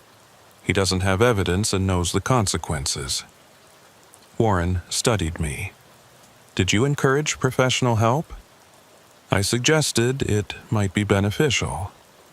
It wasn't exactly what they wanted, but close enough. Good. We'll consider your unauthorized access resolved. I'd crossed a line I couldn't uncross. Chosen my career over truth. A small betrayal. But the Bureau would remember. I graduated in January. 20 weeks completed. The ceremony was formal and brief. I stood with 38 other successful trainees. 5 had washed out. Ellis and 4 others. My parents attended, took photographs. I smiled and felt empty. After the ceremony, Mason approached me. Congratulations. You did well despite complications. Thank you. Advanced Operations started specialized training last week. The 5 selected are doing excellent work. Good for them. It could have been you. You had the right qualities. Initiative, critical thinking. But not the willingness to accept ambiguity without question. You value certainty more than opportunity. Nothing wrong with that. The Bureau needs both kinds of agents. He finished his coffee. Your first assignment is Kansas City Field Office. Good location. You'll do well there. How do you know? Because we've been watching you for 20 weeks. We know exactly what kind of agent you'll be. I went to Kansas City. Handled routine cases. The work was fine. But I couldn't shake the feeling I was still being tested. 6 months in, Sullivan called. Ellis filed a complaint with OPR, alleging unauthorized psychological research on trainees. What happened? OPR investigated. Concluded all activities were properly authorized. No misconduct. Complaint dismissed. A year later, I was offered a position in the undercover program. Recognition of my adaptability, they said. I declined. Not everyone's cut out for deep cover work, my supervisor said. Takes a particular temperament. The same language Mason used. 2 years after graduation, Ellis called. We met at a bar. He looked healthier, but different. Wary. I've moved on, he said. Got a job with private security. I wanted to apologize for dragging you into my mess. You don't need to. I do. Because I was wrong. The Bureau wasn't conducting unauthorized research. It was all properly documented. I just didn't have access to the right documents. It was the official explanation. Word for word. Do you actually believe that? Does it matter? I've accepted it. What did they do to you? Nothing. They helped me understand I was wrong, that I was seeing patterns that didn't exist. He left. They'd gotten to him. Convinced, or pressured, or broken him. I went home and burned all my documentation. Decided Ellis was right. Overthinking would destroy me. 5 years later, I was promoted to supervisory special agent. 10 years later, offered a position at the academy teaching new trainees. I accepted. On my first day, I passed Building 12. I thought about those rooms, about Protocol 9, about everything that happened. Then I kept walking, because that's what you do in the Bureau. You accept ambiguity. You acknowledge there are layers you'll never penetrate. or it destroys you. 15 years after graduation, I helped develop new training protocols. Someone suggested enhancing nighttime navigation exercises, making them more psychologically demanding. I thought about saying something, about Ellis and the others who washed out. But I didn't. Because I understood now. The Bureau needed agents who could handle ambiguity, and the only way to find them was to test them, to push them, to break some of them. It was cruel, but probably necessary. Or that's what I told myself. 20 years after graduation, I received a package at my academy office. Inside, a photograph of Point Echo, but different. A person stood in front, looking at the camera, too far to see their face clearly. On the back, a date, the coming Friday. I should have destroyed it, reported it. Instead, I drove to Point Echo that Friday night. The structure looked abandoned, overgrown.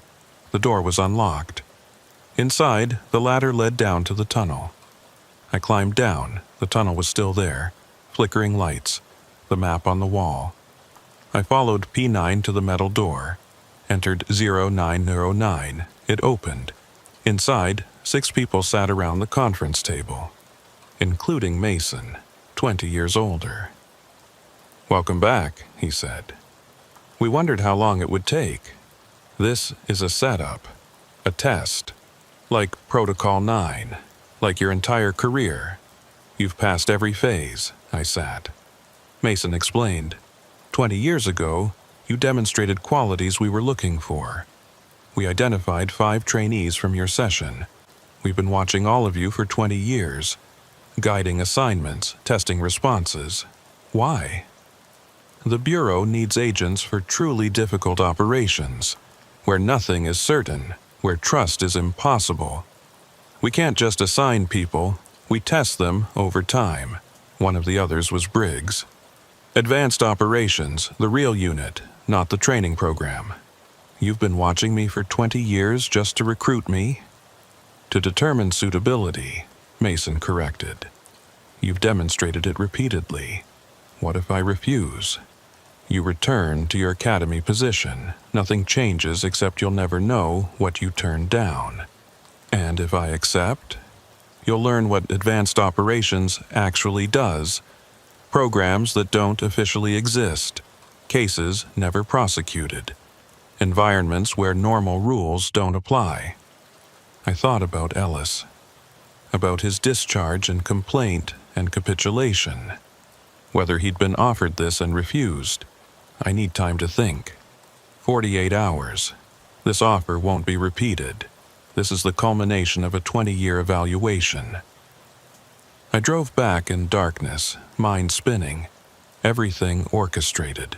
Not controlled, but guided. It should have felt like violation. Instead, it felt like validation. 48 hours later, I returned. Mason was waiting alone. Well, I'd weighed everything. Tried to find a reason to refuse, but I couldn't. I needed to know what this was for. What Protocol 9 had really prepared us for. "I'm in," I said. Mason smiled. "Welcome to Advanced Operations." He pulled out documents. The same research files Ellis and I had found 20 years ago. Profiles, predictions, historical records. "These are incomplete," he said. "They show one layer. There are others, deeper ones. Now you'll learn all of them." He began explaining. With each revelation, I understood more about the Bureau's invisible architecture. The mechanisms selecting and developing agents for operations the public would never know existed. It was bigger than I'd imagined, more complex, more necessary, and more disturbing. By dawn, we climbed out, stood in front of Point Echo as the sun rose. "Welcome to the real FBI," Mason said. "Everything until now was preparation. Now the actual work begins." He walked to a vehicle, paused. "One more thing. Protocol 9 starts tonight for the current session. 43 new trainees, 13 teams. You'll be observing, taking notes, identifying the ones with the right qualities, just like we did with you. You want me to run the same program that was run on me? That's how it works. Each generation develops the next. Running for 50 years. You're just the latest link. He drove away. I stood alone, watching sunrise, thinking about what I'd agreed to. In hours, 43 trainees would assemble for a classified briefing. They'd be sent into the woods. Some would complete the basic task, some would go further. A few would find things they weren't supposed to find. And I would be watching, evaluating, deciding who to offer opportunities and who to let wash out. Just like Mason watched me.